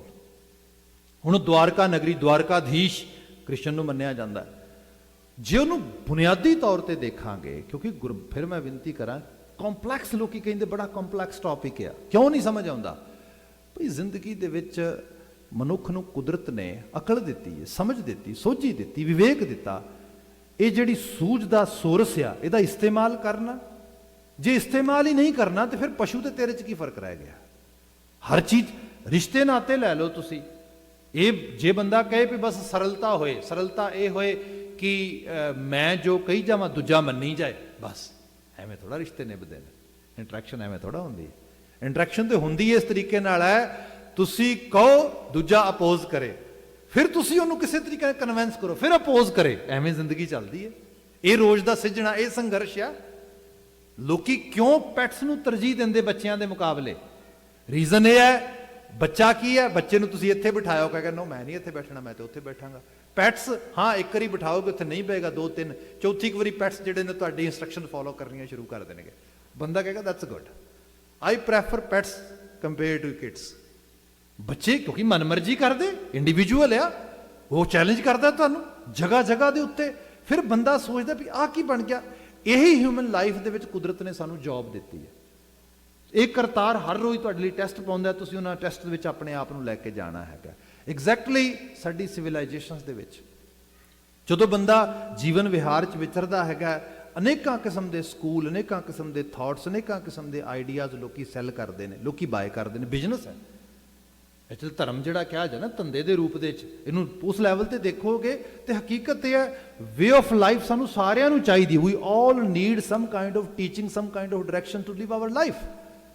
Which are the more appropriate, which are the more useful, which are the more suitable to me? I have to find out. If I won't able to find out, then definitely I will be in some kind of influence of other people. ਲੋਕੀ ਕਿਵੇਂ ਕਰਦੇ ਨੇ, ਲੋਕ ਕਿਵੇਂ, ਫਿਰ ਇਸ ਤਰੀਕੇ ਨਾਲ ਟ੍ਰੈਂਡਿੰਗ ਹੁੰਦੀ ਹੈ। ਫਿਰ ਲੋਕੀ ਭੀੜਾਂ ਦੇ ਮਗਰ ਤੁਰਦੇ। ਪੁਰਾਣੇ ਸਮੇਂ ਕਿਹਾ ਜਾਂਦਾ ਸੀ, if you are in Rome live like Romans. ਇਸ ਰੂਪ ਦੇ ਵਿੱਚ ਅੱਜ ਤਰੀਕ ਦੀ ਕੀ ਗੱਲ ਹੋ ਰਹੀ ਹੈ? ਅੱਜ ਕਹਿੰਦੇ ਨੋ ਨੋ ਨੋ, ਮਲਟੀ ਫੇਥ ਨੂੰ ਫੋਲੋ ਕਰੋ, ਮਲਟੀ ਕਲਚਰਲਿਜ਼ਮ ਨੂੰ ਫੋਲੋ ਕਰੋ। ਜੇ ਸਾਰੇ ਇੱਕੋ ਰੰਗ 'ਚ ਰੰਗਣੇ ਸ਼ੁਰੂ ਹੋ ਜਾਓਗੇ, ਮਨੁੱਖ ਡੰਮੀ ਹੋ ਜਾਏਗਾ। ਮਨੁੱਖ ਜਿਹੜਾ ਹੈਗਾ ਉਹ ਇੱਕ ਕਲੋਨ ਬਣ ਜਾਏਗਾ, ਉਸ ਤੋਂ ਵੱਧ ਕੁਝ ਨਹੀਂ। ਤੇ ਇਹ ਜਿਹੜੀ ਚੀਜ਼ ਆ, ਇਹ ਮਨੁੱਖੀ ਸੱਭਿਅਤਾ ਲਈ ਬੜੀ ਵੱਡੀ ਨੁਕਸਾਨਦੇਹ ਹੋ ਸਕਦੀ ਹੈਗੀ। ਹੁਣ ਇਸੇ ਰੂਪ ਵਿੱਚ ਗੁਰੂ ਸਾਹਿਬ ਨੇ ਸਾਨੂੰ ਬਾਤ ਦੱਸੀ ਕਿ ਆਈਡੀਓਲੋਜੀ ਤੇ ਚਾਹੀਦੀ ਹੈ, ਪਰ ਆਈਡੀਓਲੋਜੀ ਫੋਲੋ ਕਿਹੜੀ ਕਰਨੀ ਹੈਗੀ, ਇਹਦੇ ਬਾਬਤ ਬੰਦਾ ਅਵੇਅਰ ਹੋਏ, ਬੰਦਾ ਚੀਜ਼ਾਂ ਨੂੰ ਪੜ੍ਹੇ, ਸਮਝੇ, ਸਹਿਜੇ ਉਸ ਰੂਪ ਦੇ ਵਿੱਚ। ਜ਼ਿਆਦਾ ਹੋਰ ਕੰਪਲੈਕਸ ਨਾ ਕਰਾਂ, ਇਹਨੂੰ ਵਾਪਸ ਬਾਣੀ ਤੇ ਆ ਜਾਵਾਂ। ਬਾਣੀ ਦੇ ਰੂਪ ਵਿੱਚ ਜਿਹੜੀ ਮੈਂ ਬਾਤ ਕਰ ਰਿਹਾ ਸੀਗਾ, ਅਸੀਂ ਬਾਤ ਕੀਤੀ, ਬਾਣੀ ਕਹਿੰਦੀ ਜੁਗਹ ਜੁਗਹ ਕੇ ਰਾਜੇ ਕੀ ਨੇ। ਇਹ ਅਵਤਾਰ ਜੁਗਾਂ ਜੁਗਾਂਤਰਾਂ ਦੇ ਰਾਜੇ ਨੇ, ਆਪਣੇ ਤੌਰ ਤੇ ਚੰਗੇ ਕੰਮ ਕੀਤੇ, ਮਾੜੇ ਕੀਤੇ, ਉਸ ਰੂਪ ਵਿੱਚ ਲੋਕਾਂ ਨੇ ਤਰਜੀਹ ਦੇ ਦਿੱਤੀ। ਬਾਣੀ ਨੇ ਉਸ ਲਿਟਰੇਚਰ ਨੂੰ ਕਿਹਾ, ਉਸ ਲਿਟਰੇਚਰ ਨੂੰ ਸਾਹਮਣੇ ਰੱਖਦਿਆਂ ਹੋਇਆਂ ਹੀ ਅੱਜ ਦੇ ਜੀਵਨ ਨੂੰ ਸੇਧ ਦੇ। ਜਿਹੜੀ ਬਾਤ ਆ ਰਹੀ ਸੀ, ਖੂਬ ਤੇਰੀ ਪਗੜੀ ਮੀਠੇ ਤੇਰੇ ਬੋਲ, ਦਵਾਰਕਾ ਨਗਰੀ ਕਾਹੇ ਕੇ ਮੰਗੋਲ, ਨਾ ਉੱਥੇ ਮੰਗੋਲਾਂ ਨੂੰ ਤਰਜੀਹ ਹੈ, ਮੁਗਲ ਜਿਨ੍ਹਾਂ ਨੂੰ ਕਹਿੰਦੇ ਸੀ ਅਸੀਂ ਬਾਅਦ ਦੇ ਵਿੱਚ, ਨਾ ਉੱਥੇ ਦਵਾਰਕਾਧੀਸ਼ ਕ੍ਰਿਸ਼ਨ ਦੀ ਬਾਤ ਹੋ ਰਹੀ ਹੈ। ਉੱਥੇ ਬਾਤ ਕੀ ਹੋ ਰਹੀ ਹੈ? ਇੱਕ ਸਾਂਝੇ ਕਲਚਰ ਦੀ ਗੱਲ ਹੋ ਰਹੀ ਹੈ। ਪਗੜੀ ਵਾਲੇ ਮੰਗੋਲ ਵੀ ਪਗੜੀ ਬੰਨ੍ਹਦੇ ਸੀ, ਦਵਾਰਕਾਧੀਸ਼ ਦੇ ਸਿਰ ਤੇ ਵੀ ਪਗੜੀ ਸੀ। ਇੱਕ ਕਲਚਰ ਦੀ ਬਾਤ ਹੋ ਰਹੀ ਸਾਰੇ ਦੀ ਸਾਰੀ। ਉਸ ਕਲਚਰ ਨੂੰ ਮਹਾਰਾਜ ਨੇ ਕਿਹਾ ਕਿ ਹਾਂ, ਵੇਖਣ ਨੂੰ ਸਾਰੇ ਵੱਖਰੇ ਵੱਖਰੇ ਲੱਗਦੇ ਨੇ, ਪਗੜੀਆਂ ਵੱਖਰੀਆਂ ਨੇ, ਕਿਉਂਕਿ ਤਿੰਨ ਚੀਜ਼ਾਂ ਹੁੰਦੀਆਂ ਨੇ ਕਿਸੇ ਸੱਭਿਆਚਾਰ ਨੂੰ ਸਮਝਣ ਵਾਸਤੇ। ਪਹਿਲੇ ਨੰਬਰ ਤੇ ਹੁੰਦੀ ਹੈ ਦਸਤਾਰ, ਦੂਜੇ ਨੰਬਰ ਤੇ ਹੁੰਦੀ ਹੈ ਗੁਫਤਾਰ, ਤੇ ਤੀਜੇ ਨੰਬਰ ਤੇ ਹੁੰਦੀ ਹੈ ਰਫਤਾਰ। ਫਿਰ ਬਣਦਾ ਸੱਭਿਆਚਾਰ। ਦਸਤਾਰ ਫਿਜ਼ੀਕਲ ਅਪੀਅਰੈਂਸ ਹੈ ਕਿਸੇ ਦੀ, ਫਿਜ਼ੀਕਲ ਅਪੀਅਰੈਂਸ ਜਿਹੜੀ ਹੈ ਉਹ ਸਾਰੇ ਉਹਦੇ ਰੰਗ ਨੂੰ ਬਿਆਨ ਕਰਦੀ ਹੈਗੀ ਹੈ। ਇਹਦੇ ਵਿੱਚ ਸਭ ਤੋਂ ਪਹਿਲਾਂ ਸਾਡਾ ਪਾਣਾ ਹੁੰਦਾ ਹੈ, ਪਹਿਰਾਵਾ, ਫਿਰ ਖਾਣਾ, ਫਿਰ ਰਹਿਣਾ, ਫਿਰ ਸਹਿਣਾ। ਇਹ ਸਭ ਚੀਜ਼ਾਂ ਦਸਤਾਰ ਦੇ ਅੰਦਰ ਜਿਹੜੀਆਂ ਨੇ ਉਹ ਕੀਤੀਆਂ ਜਾਂਦੀਆਂ ਨੇ। ਦਸਤਾਰ ਤੋਂ ਬਾਅਦ ਜਦੋਂ ਕਿਸੇ ਬੰਦੇ ਨਾਲ ਤੁਸੀਂ ਕੁਝ ਗੱਲਬਾਤ ਕਰੋਗੇ, ਇੰਟਰੈਕਸ਼ਨ ਕਰੋਗੇ, ਫਿਰ ਗੁਫ਼ਤਗੂ, ਗੱਲਬਾਤ, ਗੁਫਤਾਰ। ਇਹ ਫਿਰ ਬੋਲ ਬਾਣੀ ਤੁਹਾਡਾ ਫੋਕਲੋਰ, ਤੁਹਾਡਾ ਲੋਕ ਕਾਫੀਆ, ਲੋਕ ਮੁਹਾਜ, ਸਭ ਇਹਦੇ 'ਚ ਆਏਗਾ। ਰਫਤਾਰ ਤੁਹਾਡੀ ਹੈਰੀਟੇਜ, ਤੁਹਾਡੀ ਪੂਰੇ ਦੀ ਪੂਰੀ ਸਿਵਲਾਈਜੇਸ਼ਨ ਨੇ ਦੱਸੇਗੀ ਇਸ ਕਿਸਮ ਦੇ ਕੱਪੜੇ ਪਾਉਣ ਵਾਲੇ, ਰਹਿਣ ਸਹਿਣ, ਖਾਣ ਪੀਣ, ਬੋਲੀ ਬੋਲਣ ਵਾਲੇ, ਲੋਕ ਵਿਹਾਰ, ਲੋਕ ਨਾਚ, ਲੋਕ ਗੀਤਕਾਰੀ ਕਰਨ ਵਾਲੇ ਲੋਕ ਕਿਸ ਲੈਵਲ ਤੇ ਇਤਿਹਾਸ ਵਿੱਚ ਨਜ਼ਰ ਪੈਂਦੇ ਨੇ। ਭਾਰਤੀ ਸ਼ਾਸਤਰੀ ਸੰਗੀਤ, ਸ਼ਾਸਤਰੀ ਜਿਹੜੀ ਹੈਗੀ ਹੈ ਬੜੀ ਕਮਾਲ ਦੀਆਂ ਚੀਜ਼ਾਂ। ਭਾਰਤੀ ਸ਼ਾਸਤਰ ਬੜੇ ਉੱਚੇ, ਬੜੇ ਵੱਡੇ, ਬੜੇ ਕਮਾਲ ਦੇ। ਭਾਰਤੀ ਯੋਗਾ ਪ੍ਰਪਾਟੀਆਂ, ਪਤੰਜਲੀ, ਆਯੁਰਵੇਦਾ, ਫਲਾਣੀ ਚੀਜ਼ ਬਿਲਕੁਲ ਕਮਾਲ ਹੈ। ਇਸ ਸਾਰੀਆਂ ਚੀਜ਼ਾਂ ਨੂੰ ਲੋਕੀ ਪ੍ਰਮੋਟ ਕਰਦੇ। ਰਫਤਾਰ, ਤਵਾਰੀਖ ਦੀ ਹੈਰੀਟੇਜ ਵਿੱਚ ਜਾ ਕੇ ਦੇਖੋ, 1000 ਸਾਲ ਤੋਂ ਵੱਧ ਲੋਕਾਂ ਨੇ ਗੁਲਾਮੀ ਭੋਗੀ। ਜੇ ਚੀਜ਼ਾਂ ਐਡੀਆਂ ਹੀ ਪਰਫੈਕਟ, ਇੰਨੀਆਂ ਆਲਾ ਸੀਗੀਆਂ, ਤੇ ਆਖਰਕਾਰ ਇਹ ਤਵਾਰੀਖ ਦੇ ਵਿੱਚ ਐਡਾ ਕਾਲਾ ਦੌਰ ਕਿਉਂ ਦੇਖਿਆ? ਜਦੋਂ ਤਬਦੀਲੀ ਵੀ ਆਈ, ਸ਼ਾਸਤਰੀ ਸੰਗੀਤ ਤੇ ਸ਼ਾਸਤਰ ਨਹੀਂ ਲੈ ਕੇ ਆਏ, ਇੱਕ ਨਵੀਂ ਰੌਂ ਲੈ ਕੇ ਆਈ। ਉਹ ਲੈ ਕੇ ਆਈ ਜਿਨ੍ਹਾਂ ਨੂੰ ਕਿਹਾ ਜਾਂਦਾ ਸੀ ਅਛੂਤ ਨੇ, ਇਹਨਾਂ ਨੂੰ ਗੋ ਮੂਤਰ ਪੀਣ ਦਾ ਹੱਕ ਨਹੀਂ, ਦੁੱਧ ਤੇ ਪੀਣਾ ਦੂਰ ਦੀ ਗੱਲ ਰਹੀ, ਇਹਨਾਂ ਦਾ ਪਰਛਾਵਾਂ ਪੈ ਜੇ ਚੀਜ਼ਾਂ ਭਿੱਟ ਜਾਣਗੀਆਂ। ਉਹਨਾਂ ਦੇ ਉਪਦੇਸ਼ਾਂ ਨੇ ਮਨੁੱਖੀ ਮਾਨਸਿਕਤਾ ਨੂੰ ਜਗਾਇਆ। ਗੁਰੂ ਸਾਹਿਬ ਨੇ ਇੰਸਟੀਟਿਊਸ਼ਨ ਬਿਲਡ ਕੀਤੇ। ਉਹ ਕਿਹੜੇ ਲੋਕ ਸੀਗੇ? ਜਿਨ੍ਹਾਂ ਦੇ ਸ਼ਬਦ ਤੁਸੀਂ ਅੱਜ ਵੀ ਪੜ੍ਹਦੇ ਹੋ, ਜੋ ਤੋ ਪ੍ਰੇਮ ਖੇਲਣ ਕਾ ਚਾਓ, ਜਾਂ ਤੁਸੀਂ ਇਸ ਤਰ੍ਹਾਂ ਬਚਨ ਪੜ੍ਹਦੇ ਹੈਗੇ ਹੋ, ਸੂਰਾ ਸੋ ਪਹਿਚਾਨੀਆਂ ਜੋ ਲੜੈ ਦੀਨ ਕੇ ਹੇਤ, ਪੁਰਜਾ ਪੁਰਜਾ ਕਟ ਮਰੇ ਕਭੂ ਨਾ ਛਾੜੇ ਖੇਤ, ਭਗਤ ਕਬੀਰ ਜੀ ਨੇ। ਤੁਸੀਂ ਦੇਖੋ ਤਬਦੀਲੀ ਕਿਹੜੀ ਚੀਜ਼ ਲੈ ਕੇ ਆਏ। ਇੱਥੋਂ ਪਤਾ ਲੱਗਾ ਕਿ ਫਿਰ ਇਹ ਲੋਕ ਜਿਹੜੇ ਨੇ, ਇਹਨਾਂ ਲੋਕਾਂ ਨੂੰ ਕਿਉਂ ਸੁੱਟ ਪਾਈ ਜਾਏ। ਫਿਰ ਇਸ ਰੂਪੇ ਦੇ ਵਿੱਚ ਜੇ ਅਸੀਂ ਅਵਤਾਰਾਂ ਦੀ ਬਾਤ ਕਰੀਏ, ਤੇ ਅਵਤਾਰਾਂ ਦੇ ਵਿੱਚ ਹੁਣ ਰਾਮਚੰਦਰ ਦੀ ਬਾਤ, ਜਦੋਂ ਪ੍ਰਮੋਸ਼ਨ ਦੀ ਗੱਲ ਕੀਤੀ ਜਾਏ, ਅੱਜ ਵੀ ਰਾਮ ਰਾਜ ਦੀਆਂ ਗੱਲਾਂ ਲੋਕੀ ਕਰਦੇ ਨੇ। ਅੱਜ ਵੀ ਲੋਕੀ ਕਹਿੰਦੇ ਹਾਂ ਉੱਥੇ ਰੌਲਾ ਰੱਪਾ ਸਾਰਾ ਇਸੇ ਗੱਲ ਦੀ, ਸਾਰਾ ਅਜੇ ਤੱਕ ਵੀ ਹੈ। ਇੱਕ ਫੈਨੈਟਿਕ ਦੌਰ ਆ ਰਿਹਾ ਸਾਰਾ। ਗੁਰਬਾਣੀ ਦੇ ਸੰਕਲਪ ਵਿੱਚ ਜਦੋਂ ਅਸੀਂ ਬਾਤ ਕਰਦੇ ਹਾਂ, ਗੁਰਬਾਣੀ ਬੜੀ ਸਾਖਸ਼ਾਤ ਤੇ ਸਪਸ਼ਟ ਹੈ। ਗੁਰਬਾਣੀ ਕਹਿੰਦੀ ਮਨੁੱਖ ਜੋ ਕੁਝ ਕਰਦਾ ਆ, ਜੋ ਕੁਝ ਕੀਤਾ ਆ, ਜੋ ਕੁਝ ਹੋਇਆ ਆ, ਉਸ ਸਾਰੀ ਤਵਾਰੀਖ ਨੂੰ ਸਾਹਮਣੇ ਰੱਖ ਕੇ ਉਹਦੇ ਤੋਂ ਜਾਂਚ ਸਿੱਖੇ। ਜਾਂਚ ਸਿੱਖਣ ਵਾਲੀ, ਕਿਉਂਕਿ ਸਿੱਖਿਆ ਨਾ ਅਸੀਂ ਬਾਣੀ 'ਚ ਅਸੀਂ ਇਹ ਪੜ੍ਹਦੇ ਹਾਂ। ਮਹਾਰਾਜ ਨੇ ਜਦੋਂ ਵਕਤ ਦੇ ਅਵਤਾਰੀ ਪੁਰਖ ਰਾਮਚੰਦਰ ਦਾ ਜ਼ਿਕਰ ਕੀਤਾ, ਤੇ ਅਸੀਂ ਗੁਰੂ ਗ੍ਰੰਥ ਸਾਹਿਬ ਵਿੱਚ ਪੂਰਾ ਸ਼ਬਦ ਪੜ੍ਹਦੇ ਹੈਗੇ ਆ ਕਿ ਰੋਵੈ ਰਾਮ ਨਿਕਾਲਾ ਭਇਆ, ਸੀਤਾ ਲਛਮਨ ਵਿਛੁਰ ਗਿਆ। ਹੁਣ ਬਿਆਨ ਕੀਤਾ ਕਿ ਜਿਹਨੂੰ ਲੋਕੀ ਇਸ ਰੂਪ ਦੇ ਵਿੱਚ ਪੂਜਦੇ, ਆਸਥਾ ਕਰਦੇ ਸਾਰੇ ਦੀ ਸਾਰੀ, ਅਲਟੀਮੇਟਲੀ ਜੀਵਨ ਵਿਹਾਰ ਤੇ ਦੇਖੋ ਉਹਦਾ ਥੋੜਾ ਜਿਹਾ। ਜਾਂ ਸਾਡੇ ਘਰ ਦੇ ਹੋਰ ਸਕਾਲਰ ਪੰਡਤ ਗੋਪਾਲ ਸਿੰਘ ਹੋਏ ਨੇ, ਬੜੇ ਉਮਦਾ ਗਿਆਨ ਪ੍ਰਬੋਧ ਗ੍ਰੰਥ ਲਿਖਿਆ ਬੜਾ ਵੱਡਾ, ਰੁਬਾਈਆਂ ਦੇ ਵਿੱਚ ਕਵਿਤਾ ਹੈ ਬਹੁਤੀ। ਉਹ ਜ਼ਿਕਰ ਕਰਦੇ, ਕਹਿੰਦੇ ਕਿ ਜਿਹ ਨਾਮ ਉਚਾਰਤ ਦੁਖ ਮਿਟੈ, ਸੋ ਰਾਮ ਗਏ ਪਗ ਸਿਓ ਬਨ ਮਾਹੀ, ਮਥੁਰਾ ਤਜਕਾਨ ਬਨੀ ਅਪਦਾ ਮੁਚਕੰਦ ਹਿਰੀ ਤਿਨ ਕੀ ਗਿਰ ਮਾਹੀ। ਉਹ ਕਹਿੰਦੇ ਕਿ ਹਕੀਕਤ ਇਹ ਹੈ ਜਿਹਦਾ ਨਾਮ ਉਚਾਰ ਕੇ ਲੋਕੀ ਕਹਿੰਦੇ ਅਸੀਂ ਬੜੇ ਸੁਖੀ ਹੋ ਜਾਾਂਗੇ ਵੀ ਉਸ ਤਰੀਕੇ ਨਾਲ ਅਵਤਾਰੀ ਪੁਰਖਾਂ ਦਾ। ਕਦੀ ਉਹਨਾਂ ਦਾ ਜੀਵਨ ਪੜ੍ਹ ਕੇ ਤੇ ਦੇਖੋ, ਆਪਣੇ ਗ੍ਰੰਥ ਕੁਰੇਦੋ ਨਾ। ਜੇ ਨਾਮ ਉਚਾਰਤ ਦੁਖ ਮਿਟੈ ਸੋ ਰਾਮ ਗਇਓ, ਪਗ ਸਿਉ ਬਨ ਮਾਹੀ। ਪਗ ਸਿਉ ਬਨ ਮਾਹੀ, ਜਦੋਂ ਤੁਰਨ ਲੱਗਾ ਨਾ ਤੇ ਫਿਰ ਭਰਤ ਨੇ ਕਿਹਾ ਵੀ ਗੱਲ ਇਹ ਹੈ ਵੀ ਜਨਤਾ ਤੇ ਭਟਕ ਜਾਏਗੀ, ਕਿਉਂਕਿ ਹੱਕ ਇਹਦਾ ਬਣਦਾ ਹੈ, ਬਹਿਣਾ ਗੱਦੀ ਤੇ ਮੈਂ ਆ, ਤੇ ਗੜਬੜ ਹੋ ਜਾਏਗੀ। ਉਹਨੇ ਕਿਹਾ ਫਿਰ ਇੱਕ ਕੰਮ ਕਰਦੇ ਆ, ਜਿਹੜਾ ਅੱਜ ਦਾ ਲੋਕ ਰਾਜ ਆ ਨਾ, ਇਹਨੂੰ ਵੀ ਤੁਸੀਂ ਦੇਖੋ ਇਸ ਲੈਵਲ ਦੇ ਉੱਤੇ। ਸਾਡੇ ਅੱਜ ਦੇ ਰਵਿੰਦਰ ਸਿੰਘ ਮਸਰੂਰ ਨਜ਼ਮਕਾਰ ਨਜ਼ਮ ਲਿਖਦੇ, ਜਿਨ੍ਹਾਂ ਨੂੰ ਤੁਸੀਂ ਇਸ ਤਰ੍ਹਾਂ ਇਹਨਾਂ ਗੀਤਾਂ 'ਚ ਕਦੀ ਯਾਦ ਕੀਤਾ ਹੋਏ, ਸੁਣਿਆ ਹੋਏ। ਦਿਲ ਪੀਰ ਤੋਂ ਲੁਕਾ ਕੇ ਨੈਣੀ ਛੁਪਾ ਕੇ ਪਾਣੀ, ਗੁਜਰੀ ਦੇ ਪੋਤਿਆਂ ਦੀ ਸੁਣਿਓ ਜਰਾ ਕਹਾਣੀ। ਚਾਰ ਸਾਹਿਬਜ਼ਾਦੇ, ਜਿਹੜੀ ਕਲਮ ਵਿੱਚੋਂ ਇਹ ਗੀਤ ਨਿਕਲੇ ਨੇ, ਮੈਂ ਉਹਦੀ ਬਾਤ ਕਰ ਰਿਹਾ। ਰਵਿੰਦਰ ਸਿੰਘ ਮਸਰੂਰ ਉਹ ਜ਼ਿਕਰ ਕਰਦਾ ਹੈ, ਕਹਿੰਦਾ ਹੈ ਕਿ ਜਦੋਂ ਉਹ ਬਨਵਾਸ ਦੀ ਸਾਰੀ ਕਹਾਣੀ ਬਣਦੀ ਹੈ, ਉਹ ਤੇ ਕਹਿੰਦਾ ਵੀ ਮੇਰੇ ਭਰਤ ਨੇ ਲਏ ਮੇਰੇ ਪਊਵੇ ਉਤਾਰ ਕੇ ਤੁਰਨਾ ਮੁਹਾਲ ਹੈ। ਉਹ ਕਹਿੰਦਾ ਜਦੋਂ ਉਹ ਤੁਰਨ ਲੱਗਾ ਨਾ ਤੇ ਉਹਦੇ ਪਊਵੇ ਉਤਾਰ ਲਏ, ਉਹਦੀਆਂ ਖੜਾਵਾਂ ਉਤਾਰ ਲਈਆਂ। ਖੜਾਵਾਂ ਉਤਾਰ ਕੇ ਕਿਹਾ ਕਿ ਤੂੰ ਨਾ ਖੜਾਵਾਂ ਆਪਣੀਆਂ ਦੇ ਜਾ, ਕਿਉਂਕਿ ਮੈਂ ਭਰਾ ਵਾਂ ਤੇਰਾ, ਜਾਣ ਲੱਗਿਆ ਗਿਫਟ ਤੇ ਕੁਝ ਕਰਨਾ ਚਾਹੀਦਾ ਨਾ ਤੈਨੂੰ। ਉਹ ਕਹਿੰਦਾ ਮੈਂ ਵਨਵਾਸ ਜਾ ਰਿਹਾ, ਮੇਰੇ ਕੋਲ ਤੇ ਕੁਝ ਵੀ ਨਹੀਂ। ਕਹਿੰਦਾ ਜੁੱਤੀ ਲਾ ਆਪਣੀ। ਆਖਰਕਾਰ ਭਰਾ ਨੂੰ ਕੁਝ ਦੇ ਜਾ, ਉਹਨੇ ਜੁੱਤੀ ਲਵਾ ਲਈ। ਜੁੱਤੀ ਲਵਾ ਕੇ ਤੇ ਸਿੰਘਾਸਣ ਤੇ ਜੁੱਤੀ ਰੱਖ ਲਈ। ਕਹਿੰਦਾ ਵੀ ਆ ਸਿੰਘਾਸਣ ਤੇ ਕਿ ਉਹ ਪੰਡਤ ਗੋਪਾਲ ਸਿੰਘ ਜ਼ਿਕਰ ਕਰਦੇ, ਕਹਿੰਦੇ ਜਿਹ ਨਾਮ ਉਚਾਰਤ ਦੁਖ ਮਿਟੈ ਸੋ ਰਾਮ ਗਇਓ, ਪੱਗ ਸਿਉ ਬਨਮਾਹੀ। ਪੱਗ ਹੁੰਦਾ ਪੈਰਾਂ ਤੋਂ ਨੰਗੇ। ਉਹ ਵਿਚਾਰੇ ਤੇ ਜੁੱਤੀ ਵੀ ਲਵਾ ਲਈ। ਜੁੱਤੀ ਲਾ ਕੇ ਤੇ ਉਹ ਰੱਖ ਲਈ ਸਿੰਘਾਸਣ ਦੇ ਉੱਤੇ, ਤੇ ਸਿੰਘਾਸਣ ਤੇ ਰੱਖ ਕੇ ਲੋਕਾਂ ਨੂੰ ਕਿਹਾ ਕਿ ਮੈਂ ਤੇ ਰਾਜ ਨਹੀਂ ਕਰ ਰਿਹਾ, ਇਹ ਤੇ ਮੇਰੇ ਵੀਰ ਦੀਆਂ ਜੁੱਤੀਆਂ ਪਈਆਂ ਨੇ ਸਿੰਘਾਸਣ ਤੇ, ਮੈਂ ਤੇ ਸਿਰਫ ਉਹਦਾ ਸੇਵਾਦਾਰ ਆ, ਨੌਕਰ ਆ। ਲੋਕ ਰਾਜ ਇਹ ਹੈ ਐਕਚੁਅਲੀ, ਲੋਕਾਂ ਦਾ ਰਾਜ ਆ, ਪਰ ਲੋਕਾਂ ਨੂੰ ਕੋਈ ਸਹੂਲਤ ਨਹੀਂ। ਐਲੀਟ ਮੌਜ ਕਰ ਰਿਹਾ ਲੋਕਾਂ ਦੇ ਵੋਟ ਨਾਲ। ਇਹ ਚੀਜ਼ਾਂ ਸਾਨੂੰ ਜਿਹੜੀ ਐਪਿਕਸ ਨੇ ਨਾ, ਇਹ ਕੁਝ ਚੀਜ਼ਾਂ ਸਿਖਾਉਂਦੇ, ਦੱਸਦੇ, ਪਰ ਲੋਕਾਂ ਦੀ ਹਾਲਤ ਇਹ ਹੈ ਜਦੋਂ ਉਹਨਾਂ ਕੋਲ ਉਸ ਲੈਵਲ ਦੀ ਤਾਲੀਮ ਨਹੀਂ ਗਈ। ਹੁਣ ਗੁਰੂ ਗ੍ਰੰਥ ਸਾਹਿਬ ਸ਼ਬਦ ਗੁਰੂ ਹੈ। ਸ਼ਬਦ ਗੁਰੂ ਦਾ ਮਾਇਨਾ ਸਮਝਦੇ ਹੋ? ਸ਼ਬਦ ਗੁਰੂ ਦਾ ਮਾਇਨਾ ਇਹ ਹੈ ਜੀਵਨ ਭਰ ਸ਼ਬਦ ਦੇ ਨਾਲ ਆਪਣੀ ਐਸੋਸੀਏਸ਼ਨ ਬਿਲਡ ਕਰਨੀ। ਇੱਥੇ ਲੋਕਾਂ ਦੀਆਂ ਉਮਰਾਂ ਲੰਘ ਜਾਂਦੀਆਂ ਸ਼ਬਦਾਂ ਨੂੰ, ਲਫ਼ਜ਼ਾਂ ਨੂੰ, ਅਲਫਾਜ਼ਾਂ ਨੂੰ ਕੁਰੇਦਦਿਆਂ, ਤਾਂ ਕਿਤੇ ਅੰਦਰ ਦੇ ਦੀਵੇ ਨਹੀਂ ਬਲਦੇ। ਤੇ ਬੰਦਾ ਸਾਰੀ ਉਮਰ ਸ਼ਬਦ ਗੁਰੂ ਕਹਿੰਦਾ ਰਹੇ ਤੇ ਸ਼ਬਦ ਦੇ ਨੇੜੇ ਵੀ ਨਾ ਜਾਏ। ਅਧਿਆਤਮੀ ਤਲ ਤੇ ਲਿਟਰੇਚਰ ਬਿਲਕੁਲ ਨਾ ਪੜ੍ਹੇ, ਨਾ ਸਮਝੇ, ਨਾ ਜਾਣੇ, ਤੇ ਫਿਰ ਉਹਨੂੰ ਮੂਰਖ ਬਣਾਉਣਾ ਕਿੰਨਾ ਕੁ ਔਖਾ ਹੈਗਾ।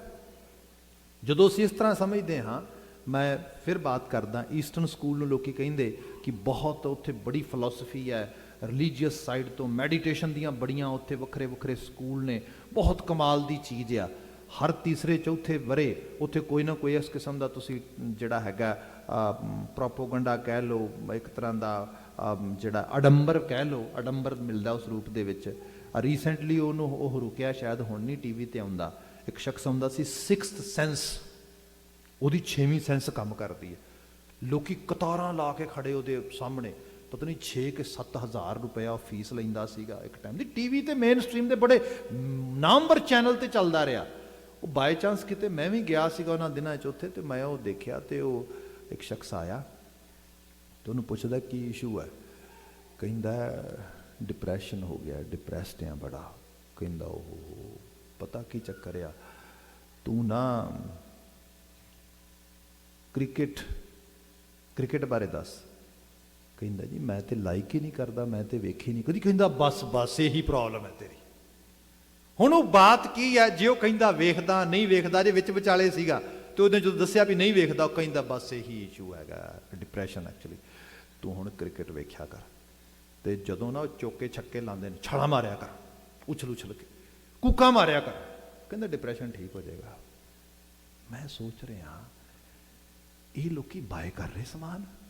ਉਹ ਕਹਿੰਦੇ ਜੀ ਬਹੁਤ ਮਹਿੰਗਾ, ਇਹ ਤੇ ਲਾਈਨਾਂ ਤੇ ਅਪਾਇੰਟਮੈਂਟ ਨਹੀਂ ਮਿਲਦੀ। ਸੋ ਇਹ ਹਾਲਤ ਕਿਉਂ ਬਣ ਗਈ? ਇਲਿਟਰੇਸ਼ਨ ਦਾ ਮਤਲਬ ਇਹ ਨਹੀਂ ਕਿ ਬੰਦੇ ਨੂੰ ਨਾਂ ਲਿਖਣਾ ਨਹੀਂ ਆਉਂਦਾ, ਅੱਖਰ ਪੜ੍ਹਨੇ ਨਹੀਂ ਆਉਂਦੇ। ਇਲਿਟਰੇਸ਼ਨ ਦਾ ਮਤਲਬ ਹੈ ਬੰਦੇ ਨੇ ਆਪਣੀ ਸਪਿਰਿਚੁਅਲ ਬੈਟਰਮੈਂਟ ਵਾਸਤੇ ਐਫਰਟ ਪਾਉਣੀ ਛੱਡਤੀ। ਚੀਜ਼ਾਂ ਨੂੰ ਉਸ ਲੈਵਲ ਤੇ ਬੰਦਾ ਅਹਿਸਾਸ 'ਚ ਨਹੀਂ ਪਾ ਰਿਹਾ। ਹੁਣ ਇਹ ਸਾਰੇ ਐਪਿਕਸ, ਕੋਈ ਲਿਟਰੇਚਰ, ਕੋਈ ਮਿਥਿਹਾਸ ਦਾ ਗ੍ਰੰਥ ਵਗੈਰਾ ਸ਼ਾਸਤਰ ਕੋਈ ਸੁੱਟ ਪਾਉਣ ਵਾਲਾ ਨਹੀਂਗਾ। ਬਾਣੀ ਦੇ ਅਸੀਂ ਬਚਨ ਪੜ੍ਹਦੇ ਹਾਂ। ਅਸੀਂ ਉਸ ਦਿਨ ਮੈਂ ਸਵੇਰ ਦੀ ਹਾਜ਼ਰੀ ਸ਼ਾਇਦ ਬਾਤ ਹੋ ਰਹੀ ਸੁਖਮਨੀ ਸਾਹਿਬ ਦਾ ਸੀ, ਜਿਹੜਾ ਸ਼ੁਰੂਆਤੀ ਪਦਾ ਪੜ੍ਹਦੇ ਆ ਵੀ ਜਿਹੜਾ ਹੈਗਾ ਜਿਹਦੇ ਸਭ ਜ਼ਿਕਰ ਕਰਦੇ ਸਿਮਰਤ ਪੁਰਾਣ ਜਿਹੜੇ ਨੇ ਕੀ ਸੁਧਿਆਖਰ ਕੀਨੇ ਰਾਮ ਨਾਮ ਇੱਕ ਆਖਰ, ਜਿਹੜਾ ਉਹ ਹੈ ਕਿ ਇਹ ਵੇਦ ਪੁਰਾਣ ਜਿਹੜੇ ਸਿਮਰਤ ਨੇ ਨਾ ਸੁਧਿਆਖਰ, ਇਹ ਸ਼ੁੱਧ ਚੰਗੇ ਅੱਖਰ ਨੇ। ਗੁਰੂ ਅਰਜਨ ਸਾਹਿਬ ਕਹਿੰਦੇ ਕੀਨੇ ਰਾਮ ਨਾਮ ਇੱਕ ਅੱਖਰ, ਇਹ ਪ੍ਰਭੂ ਦੇ ਨਾਮ ਦੇ ਅੱਖਰ ਚੋਂ ਆਏ ਹੋਏ ਸਾਰੇ ਦੇ ਸਾਰੇ ਬਾਤ ਨੇ। ਇਹ ਕਿਹੜੀ ਬਾਤ ਹੋਈ? ਗੱਲ ਇਹ ਹੈ ਸਿੱਖੀ ਵਿੱਚ ਇਹ ਨਹੀਂ ਕਿ ਤੁਸੀਂ ਇਤਨੇ ਬਾਇਸ ਹੋ ਜਾਓ ਕਿ ਕਿਸੇ ਦੇ ਗ੍ਰੰਥ ਨੂੰ, ਕਿਸੇ ਦੀ ਪੁਸਤਕ ਨੂੰ, ਕਿਸੇ ਦੀ ਕਿਤਾਬ ਨੂੰ, ਕਿਸੇ ਦੇ ਗਿਆਨ ਦੀ ਇੱਕ ਧਾਰਾ ਨੂੰ ਕਹੋ ਸਾੜ ਦਿਓ, ਇਹਦੀ ਬੇਦਬੀ ਕਰੋ, ਇਹਨੂੰ ਪਾੜ ਕੇ ਰੂੜੀਆਂ ਤੇ ਖਿਲਾਰੋ ਸਭ ਕੁਝ। ਨੋ ਨੋ ਨੋ, ਇਹ ਅਨਹਿਊਮਨ ਜਿਹੜਾ ਹੈਗਾ ਬਿਹੇਵੀਅਰ ਆ। ਪੜੋ ਉਹਨੂੰ, ਹਰ ਚੀਜ਼ ਨੂੰ ਪੜੋ। ਬਾਣੀ ਨੇ ਕਿਹਾ ਵੇਦ ਕਤੇਬ ਕਹੋ ਮਤ ਝੂਠੇ, ਝੂਠਾ ਜੋ ਨਾ ਵਿਚਾਰੀ। ਇਹਨਾਂ ਨੂੰ ਵਿਚਾਰੋ, ਦੇਖੋ ਇਹਨਾਂ ਚੋਂ ਕੀ ਕੰਮ ਦਾ, ਜੇ ਕੰਮ ਦਾ ਲਵੋ। ਗੁਰੂ ਅਮਰਦਾਸ ਸਾਹਿਬ ਨੇ ਕਿਹਾ ਵੇਦਾਂ ਮੈਂ ਨਾਮ ਉੱਤਮ ਸੋ ਸੁਣੈ ਨਾਹੀ, ਜਿਹੜੀ ਕੰਮ ਦੀ ਗੱਲ ਹੈ ਉਹ ਸੁਣਨੀ ਨਹੀਂ, ਫਿਰ ਇਹ ਜਿਉਂ ਬੇਤਾਲਿਆ, ਬੇਤਾਲਾ ਤੁਰਿਆ ਫਿਰਦਾ ਬੰਦਾ। ਬੰਦੇ ਨੂੰ ਅਹਿਸਾਸ ਹੀ ਨਹੀਂ ਕਿ ਅਲਟੀਮੇਟਲੀ ਮੈਨੂੰ ਕੀ ਲੈਣਾ ਚਾਹੀਦਾ ਹੈਗਾ। ਹੁਣ ਇਹ ਜਿਹੜੀਆਂ ਕਥਾ ਕਹਾਣੀਆਂ ਨੇ ਅਵਤਾਰਾਂ ਦੀਆਂ, ਸਭ ਇਹਨਾਂ ਦੇ ਵਿੱਚ ਮਨੁੱਖੀ ਜੀਵਨ ਵਾਸਤੇ ਸਿੱਖਿਆ ਪਈ ਹੈ। ਹੁਣ ਮਨੁੱਖੀ ਜੀਵਨ ਵਾਸਤੇ ਸਿੱਖਿਆ ਕਿਸ ਰੂਪ ਦੇ ਵਿੱਚ ਆ? ਦੁੱਖ ਸੁੱਖ ਜੀਵਨ ਦਾ ਮੂਲ ਆ। ਗੁਰੂ ਨਾਨਕ ਸਾਹਿਬ ਇਹ ਕਹਿੰਦੇ, ਜਿਹਨੂੰ ਕਿਹਾ ਰੋਵੈ ਰਾਮ ਨਿਕਾਲਾ ਭਇਆ, ਸੀਤਾ ਲਛਮਨ ਵਿਛੁੜ ਗਿਆ। ਬੰਦੇ ਨੇ ਸੋਚਿਆ ਮੈਂ ਕਿਸੇ ਅਵਤਾਰ ਦੀ ਪੂਜਾ ਕਰ ਲਈ, ਅਵਤਾਰ ਦਾ ਵਰਤ ਰੱਖ ਲਿਆ, ਅਵਤਾਰ ਦਾ ਨਾਂ ਲੈ ਲਿਆ ਕਿਸੇ ਤਰੀਕੇ ਨਾਲ, ਹੁਣ ਦੁੱਖ ਖਤਮ ਹੋ ਜਾਣਗੇ। ਬਾਬਾ ਜੀ ਕਹਿੰਦੇ ਗਲਤ ਹੈ ਤੂੰ। ਨਾਨਕ ਦੁਖੀਆ ਸਭ ਸੰਸਾਰ, ਦੁੱਖ ਕਿਵੇਂ ਮੁੱਕ ਜਾਣਗੇ ਤੇਰੇ? ਇਹ ਕੁਦਰਤ ਦੀ ਖੇਡ ਆ। ਵੀ ਸਭ ਕਹਿੰਦੇ ਬੰਦਾ ਇਸ ਕਦੀ ਕਦੀ ਇਸ ਤਰ੍ਹਾਂ ਵੀ ਕਰਦਾ ਹੈਗਾ ਵੀ ਉਹ ਝੱਖ ਮਾਰਦਾ। ਗੁਰੂ ਨਾਨਕ ਸਾਹਿਬ ਜ਼ਿਕਰ ਕਰਦੇ, ਸਾਹਿਬ ਕਹਿੰਦੇ ਨਾਨਕ ਬੋਲਣ ਝੱਖਣਾ, ਦੁੱਖ ਛੱਡ ਮੰਗੀਐ ਸੁੱਖ। ਇਹ ਸਵਾਏ ਝੱਖ ਮਾਰਨ ਤੋਂ ਬਿਨਾ ਹੋਰ ਕੁਝ ਵੀ ਨਹੀਂ। ਕਿਉਂ ਬਾਬਾ ਜੀ? ਇਸ ਕਰਕੇ ਸੁੱਖ ਦੁੱਖ ਦੋਏ ਦਰ ਕੱਪੜੇ, ਪਹਿਰੇ ਜਾਏ ਮਨੁੱਖ। ਇਹ ਦਰ ਦੇ ਬਸਤਰ ਨੇ। ਸਿਚੁਏਸ਼ਨਸ ਬਦਲਦੀਆਂ ਨੇ, ਅੱਜ ਸੁਖਮਈ, ਕੱਲ ਦੁਖਮਈ, ਕੱਲ ਦੁਖਮਈ, ਅਗਲੇ ਦਿਨ ਸੁਖਮਈ। ਜੀਵਨ ਐਵੇਂ ਹੀ ਚੱਲਦਾ। ਸੋ ਇਸ ਰੂਪ ਵਿੱਚ ਇਹਨੂੰ, ਇਸ ਸੰਦੇਸ਼ ਨੂੰ ਲਿਆਂਦਾ ਗਿਆ। ਇੱਥੋਂ ਇਹ ਸਿੱਖਿਆ ਰੋਵੈ ਰਾਮ ਨਿਕਾਲਾ ਭਇਆ ਇਸ ਰੂਪ ਵਿੱਚ ਆਈ, ਜਿਹਨੂੰ ਪੰਡਿਤ ਗੋਪਾਲ ਸਿੰਘ ਨੇ ਵਿਆਖਿਆ ਚ ਲਿਆ ਕਿ ਜਿਹ ਨਾਮ ਉਚਾਰਤ ਦੁੱਖ ਮਿਟੈ। ਲੋਕੀ ਕੈਸੇ ਕਮਲੇ ਨੇ, ਸੋਚਦੇ ਇਸ ਅਵਤਾਰ ਦੀ ਆਸਥਾ ਕਰਦੇ ਇਹਦੇ ਕਰਕੇ ਮੁਕਤ ਹੋ ਜਾਣਗੇ, ਇਹਦੇ ਕਰਕੇ ਦੁੱਖ ਕੱਟੇ ਜਾਣਗੇ। ਕਹਿਣ ਲੱਗੇ ਨਾ, ਦੁੱਖ ਸੁੱਖ ਜੀਵਨ ਦੇ ਨਾਲ ਰਹੇਗਾ, ਇਸ ਚੀਜ਼ ਤੋਂ ਦੂਰ ਨਹੀਂ ਹੋ ਸਕਦਾ। ਹੁਣ ਉਸੇ ਰੂਪ ਵਿੱਚ ਬਾਤਾਂ, ਹੋਰ ਕਈ ਐਗਜ਼ਾਮਪਲ ਸਾਡੇ ਸਾਹਮਣੇ ਆਉਂਦੀਆਂ ਨੇ, ਜਾਂ ਕਈ ਵਾਰ ਭੱਟਾਂ ਦੇ ਸਵਈਆਂ ਚੋਂ ਕੁਝ ਚੀਜ਼ਾਂ ਲਿਆਂਦੀਆਂ ਜਾਂਦੀਆਂ ਨੇ, ਜਿਸ ਜ਼ਿਕਰ ਕਿਹਾ ਜਾਂਦਾ ਹੈਗਾ ਕਿ ਸਤਜੁਗ ਤੈ ਮਾਣਿਓ ਛਲਿਓ ਬਲਬਾਵਨ ਭਾਇਓ, ਤ੍ਰੇਤਾ ਤੈ ਮਾਣਿਓ ਰਾਮ ਰਘੁਵੰਸ਼ ਕਹਾਇਓ, ਦੁਆਪਰ ਕ੍ਰਿਸ਼ਨ ਮੁਰਾਰ ਕੰਸ ਕਿਰਤਾਰਥ ਕੀਓ, ਉਗਰ ਸੈਨ ਕੋ ਰਾਜ ਅਭੈ ਭਗਤ ਅੰਜਨ ਦਿਓ। ਭਾਈ ਸਾਹਿਬ ਦੀ ਵਿਆਖਿਆ ਕਰੋ। ਇਹ ਦੇਖੋ ਨਾ ਅਵਤਾਰਾਂ ਦੀ ਗੱਲ ਕੀਤੀ ਗਈ ਭਾਈ, ਉਸੇ ਪ੍ਰਸੰਗ ਵਿੱਚ ਆ ਸਿੱਖਿਆ ਲੈਣ ਦੇ। ਇੱਥੇ ਵੀ ਜ਼ਿਕਰ ਆ ਰਿਹਾ, ਮੈਂ ਹੁਣ ਇਸ ਬਚਨ ਤੇ ਵਾਪਸ ਆ ਜਾਵਾਂ, ਅਦਰਵਾਈਜ਼ ਸਾਡਾ ਟਾਈਮ ਚਲਾ ਜਾਏਗਾ। ਗੁਰਮੁਖ ਬਾਂਧਿਓ ਸੇਤ ਵਿਧਾਤਾ। ਇੱਥੇ ਗੁਰਮੁਖ ਦੀ ਗੱਲ ਹੋ ਰਹੀ ਹੈ, ਗੁਰੂ ਇੰਸਟੀਟਿਊਸ਼ਨਸ ਦੀ। ਤੇ ਗੁਰੂ ਇੰਸਟੀਟਿਊਸ਼ਨ ਵਿੱਚ ਦੇਖੋ, ਸੁਸਾਇਟੀ ਜਿਹੜੀ ਹੈ ਨਾ, ਕਿਸੇ ਹਾਲਤ ਵਿੱਚ ਵੀ ਹੋਏ, ਸੁਸਾਇਟੀ ਤੋਂ ਬਾਗੀ ਹੋ ਕੇ ਬੰਦਾ ਲੰਬਾ ਸਮਾਂ ਨਹੀਂ ਜੀ ਸਕਦਾ। ਸੁਸਾਇਟੀ ਦੇ ਕੁਝ ਲਾਅ ਨੇ, ਕੁਝ ਜਿਹੜੀਆਂ ਨੇ ਇਹਦੇ 'ਚ ਕੁਝ ਰੂਲਸ ਨੇ, ਉਹਨਾਂ ਨੂੰ ਮੰਨਣਾ ਹੀ ਪਏਗਾ। ਅਦਰਵਾਈਜ਼ ਜਿਵੇਂ ਜਿਸ ਹਿੱਪੀ ਕਲਚਰ ਲੋਕਾਂ ਨੇ ਬੜਾ ਦੇਖਿਆ, ਕਿਆ ਬਸ ਰਜਨੀਸ਼ ਵਰਗਾ ਸਕਾਲਰ ਕਿਉਂ ਫੇਲ ਹੋ ਗਿਆ? ਮਤਲਬ ਬੁਲਾਰੇ ਤੋਂ ਉਹਦੀ ਵਿਦਵਤਾ ਦੇ ਸਾਹਮਣੇ ਤੇ ਕੋਈ ਬੰਦਾ, ਮੈਂ ਅੱਜ ਵੀ ਗਰੰਟੀ ਕਰਦਾ, ਜਿੱਡਾ ਤਗੜਾ ਉਹ ਬੁਲਾਰਾ ਤੇ ਲਿਖਾਰੀ ਸੀਗਾ, ਉਹਦੇ ਸਾਹਮਣੇ ਕੋਈ ਬੰਦਾ ਨਹੀਂ ਟਿਕ ਸਕਦਾ। ਫੇਲ ਕਿਉਂ ਹੋਇਆ? ਜਿਹੜਾ ਸੋਸ਼ਲ ਸਟਰਕਚਰ ਆ ਉਹਦੇ ਤੋਂ ਲੋਕਾਂ ਨੂੰ ਬਾਗੀ ਹੋਇਆ ਕਰਦਾ ਰਿਹਾ ਤੇ ਆਪ ਬਾਗੀ ਹੋਣ ਦੀ ਟਰਾਈ ਕੀਤੀ। ਇਸ ਤਰ੍ਹਾਂ ਨਹੀਂ ਹੋ ਸਕਦਾ।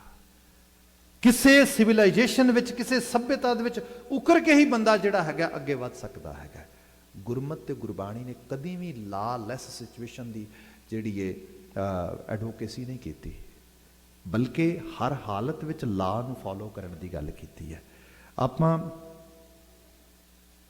ਜੋ ਗੁਰੂ ਨਾਨਕ ਸਾਹਿਬ ਦਾ ਉਪਦੇਸ਼ ਪੜ੍ਹਦੇ ਹਾਂ, ਜਿਹਨੂੰ ਕਈ ਵਾਰੀ ਬਾਬਰ ਬਾਣੀ ਦਾ ਸੰਦੇਸ਼ ਕਿਹਾ ਜਾਂਦਾ ਹੈ, ਜਿਹੜਾ ਸੈਦਪੁਰ 'ਚ ਗੁਰੂ ਬਾਬਾ ਜੀ ਦਾ ਉਪਦੇਸ਼ ਆ, ਭਾਈ ਲਾਲੋ ਨਾਲ ਬਾਤ ਹੋ ਰਹੀ ਹੈ ਤੇ ਭਾਈ ਲਾਲੋ ਦਾ ਜੋ ਜਨਮ ਸਾਖੀ 'ਚ ਵਰਤਾਓ ਜਿਸ ਤਰੀਕੇ ਨਾਲ ਆਇਆ ਹੈ, ਭਾਈ ਲਾਲੋ ਤੇ ਭਾਈ ਮਰਦਾਨਾ ਜੀ ਦੋਵੇਂ ਆਪਸ ਵਿੱਚ ਬਾਤ ਕਰਦੇ ਨੇ। ਬਾਬਾ ਨਾਨਕ ਜੀ ਆਬਜ਼ਰਵ ਕਰਦੇ, ਉਹਨਾਂ ਦੀ ਆਬਜ਼ਰਵੇਸ਼ਨ ਤੋਂ ਬਾਅਦ ਬਾਬਾ ਜੀ ਇੱਕਦਮ ਸਮਾਧੀ ਆਸੀਨ ਹੁੰਦੇ ਤੇ ਸ਼ਬਦ ਉਚਰਿਤ ਕਰਦੇ, ਜਿਹੜਾ ਸ਼ਬਦ ਅਸੀਂ ਪੜ੍ਹਦੇ ਹੈਗੇ ਆ, ਜਿਹੜਾ ਪਹਿਲਾ ਸ਼ਬਦ ਸੈਦਪੁਰ 'ਚ ਬਾਬਾ ਜੀ ਨੇ ਉਚਰਿਤ ਕੀਤਾ ਹੈ।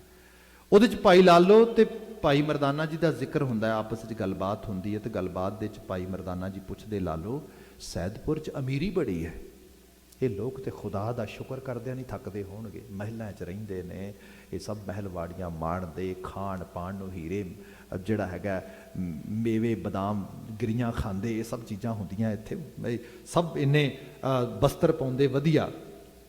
ਤੇ ਸਾਰੀ ਬਾਤ ਨੂੰ ਸੁਣਦਿਆਂ ਹੋਇਆਂ ਭਾਈ ਲਾਲੋ ਜੀ ਜਵਾਬ ਦਿੰਦੇ, ਕਹਿੰਦੇ ਨਾ ਮਰਦਾਨਾ ਜੀ, ਇਸ ਭੁਲੇਖੇ 'ਚ ਨਾ ਰਿਹਾ ਜੇ, ਇਹਨਾਂ ਲੋਕਾਂ ਨੂੰ ਧਰਮ ਦੀ ਗੱਲ ਤੇ ਦੂਰ ਛੱਡੋ, ਇਹਨਾਂ ਲੋਕਾਂ ਦੀ ਤੇ ਹਾਲਤ ਇਹ ਹੈਗੀ ਏ, ਇਹ ਲੋਕ ਤੇ ਕਿਸੇ ਸ਼ਰਮ ਹਯਾ ਜੋਗੇ ਵੀ ਨਹੀਂ ਰਹਿ ਗਏ, ਇਹਨਾਂ ਤੇ ਸੋਸ਼ਲ ਜਿਹੜੇ ਨੋਰਮਸ ਹੁੰਦੇ ਨੇ, ਜਿਹੜੀਆਂ ਸੋਸ਼ਲ ਕਦਰਾਂ ਕੀਮਤਾਂ ਹੁੰਦੀਆਂ ਨੇ, ਵੈਲਿਊਜ਼ ਹੁੰਦੀਆਂ ਨੇ, ਉਹਨਾਂ ਨੂੰ ਵੀ ਫੋਲੋ ਕਰਨਾ ਛੱਡ ਦਿੱਤਾ।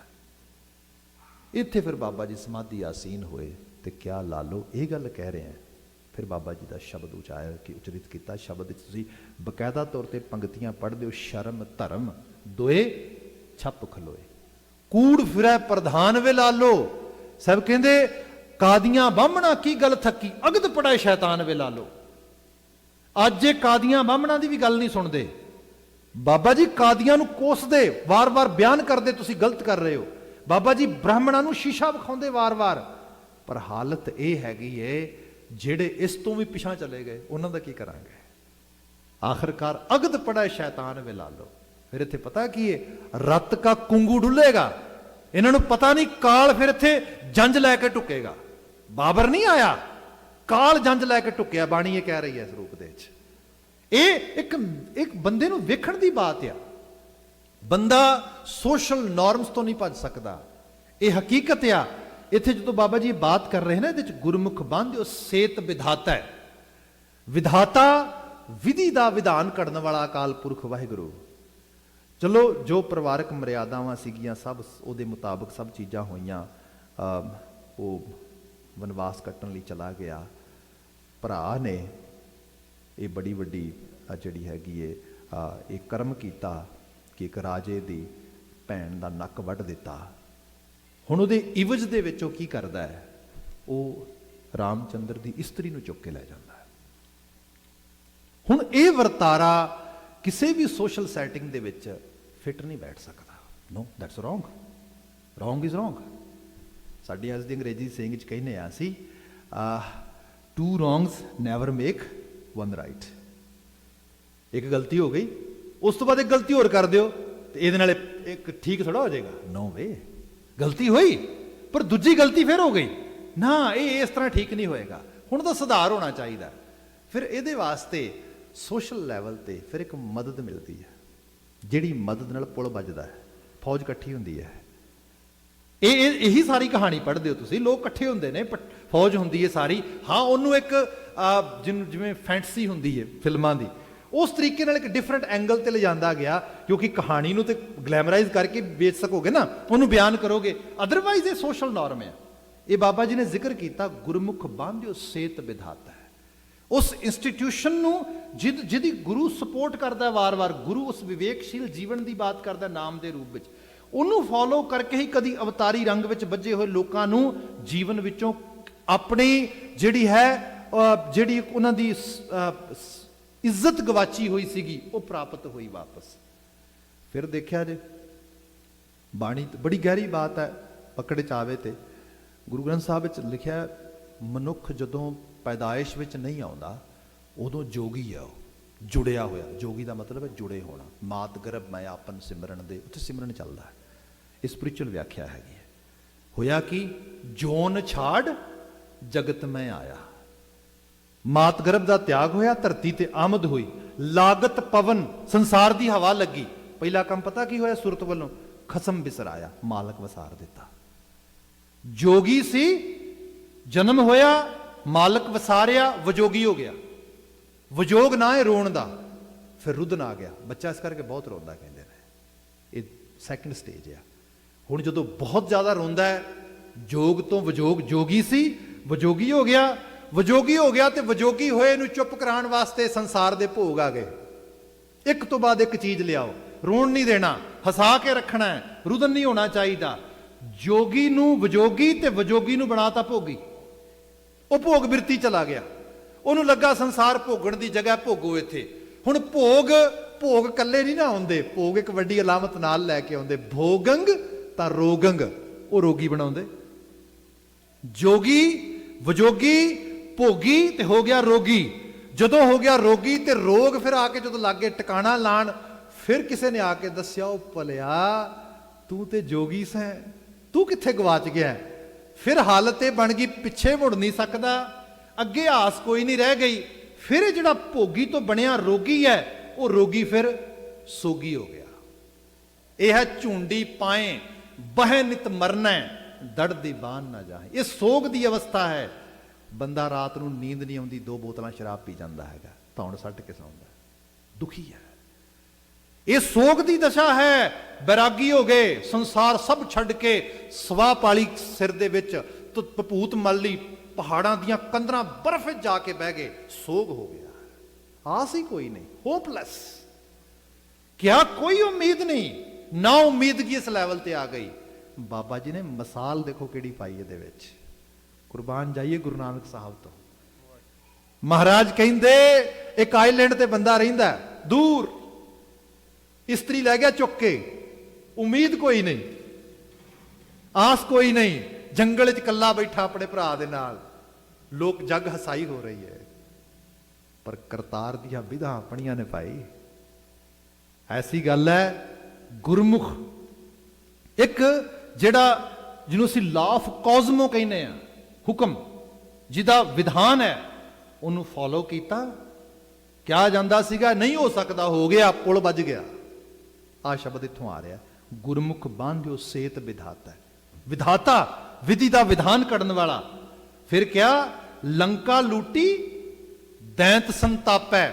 ਜਿਹੜੇ ਸਾਰੀ ਦੁਨੀਆ ਲੁੱਟ ਕੇ ਉਹ ਲਿਜਾਂਦੇ ਹੁੰਦੇ ਸੀ, ਸੋਨੇ ਦੇ ਗੜ ਬਣਾਏ ਸੀ ਜਿਨ੍ਹਾਂ ਨੇ, ਉਹ ਲੁੱਟੇ ਗਏ। ਆਖਰਕਾਰ ਉਹ ਜਿਹੜੇ ਨੂੰ ਖਤਮ ਹੋ ਗਏ। ਦੈਂਤ ਸੰਤਾਪੈ, ਜਿਹੜੇ ਕਹਿੰਦੇ ਨੇ ਅਸੀਂ ਦੈਂਤ ਹੁੰਨੇ ਆ, ਸਾਡਾ ਨਾਂ ਲੈ ਕੇ ਲੋਕ ਡਰਦੇ ਨੇ, ਦਹਿਸ਼ਤ ਫੈਲਦੀ ਸੀ, ਉਹ ਕੰਬਣ ਲੱਗ ਗਏ, ਸੰਤਾਪ ਗਏ। ਇਹ ਕਰਤਾਰ ਦੀ ਕੁਦਰਤ ਦੀ ਖੇਡ ਆ, ਉਹਦੀ ਬਾਤ ਕੀਤੀ। ਫਿਰ ਕਿਹਾ ਰਾਮਚੰਦ ਮਾਰਿਓ ਆਹੇ ਰਾਵਣ। ਵੇਖੋ ਤੇ ਸਹੀ, ਰਾਮਚੰਦਰ ਨੇ ਰਾਵਣ ਕਿਵੇਂ ਮਾਰਿਆ, ਕੁਦਰਤ ਨੇ ਕੀ ਵਿਧ ਬਣਾਈ, ਕਿਵੇਂ ਮਾਰਿਆ ਜੀ। ਭੇਦ ਭੀਖਣ ਗੁਰਮੁਖ ਪਰਚਾਇਣ। ਇਹ ਵੀ ਕਰਤਾਰੀ ਕੁਦਰਤ ਦਾ ਨਿਯਮ ਪਿਆ, ਨਹੀਂ ਸੀ ਮਰਨਾ ਉਹਨੇ। ਭੇਦ ਭੀਖਣ, ਉਹਦੇ ਆਉਣ ਤੋਂ ਪਹਿਲਾਂ ਉਹ ਕਹਿੰਦਾ ਕਾਲ ਬੱਚਾ ਪਾਵੇ ਨਾਲ ਕੋਈ ਨਹੀਂ ਮਾਰ ਸਕਦਾ। ਕਿਸੇ ਨੂੰ ਪਤਾ ਲੱਗੇਗਾ ਮੈਂ ਮਰਨਾ ਕਿਵੇਂ, ਤਾਂ ਹੀ ਹੈ ਨਾ। ਕਾਲ ਕਹਿੰਦਾ ਕੋਈ ਚਿੰਤਾ ਨਾ ਕਰ, ਤੇਰੇ ਪੈਦਾ ਹੋਣ ਤੋਂ ਪਹਿਲਾਂ ਤੇਰਾ ਅਰੇਂਜਮੈਂਟ ਕੀਤਾ ਹੈਗਾ। ਕੀ ਕੀਤਾ ਅਰੇਂਜਮੈਂਟ? ਭਰਾ ਭੇਜਿਆ, ਭਰਾ ਨੇ ਸਾਰਾ ਭੇਦ ਦਿੱਤਾ ਵੀ ਇਸ ਤਰੀਕੇ ਦੇ ਨਾਲ ਮਾਰਿਆ ਗਿਆ।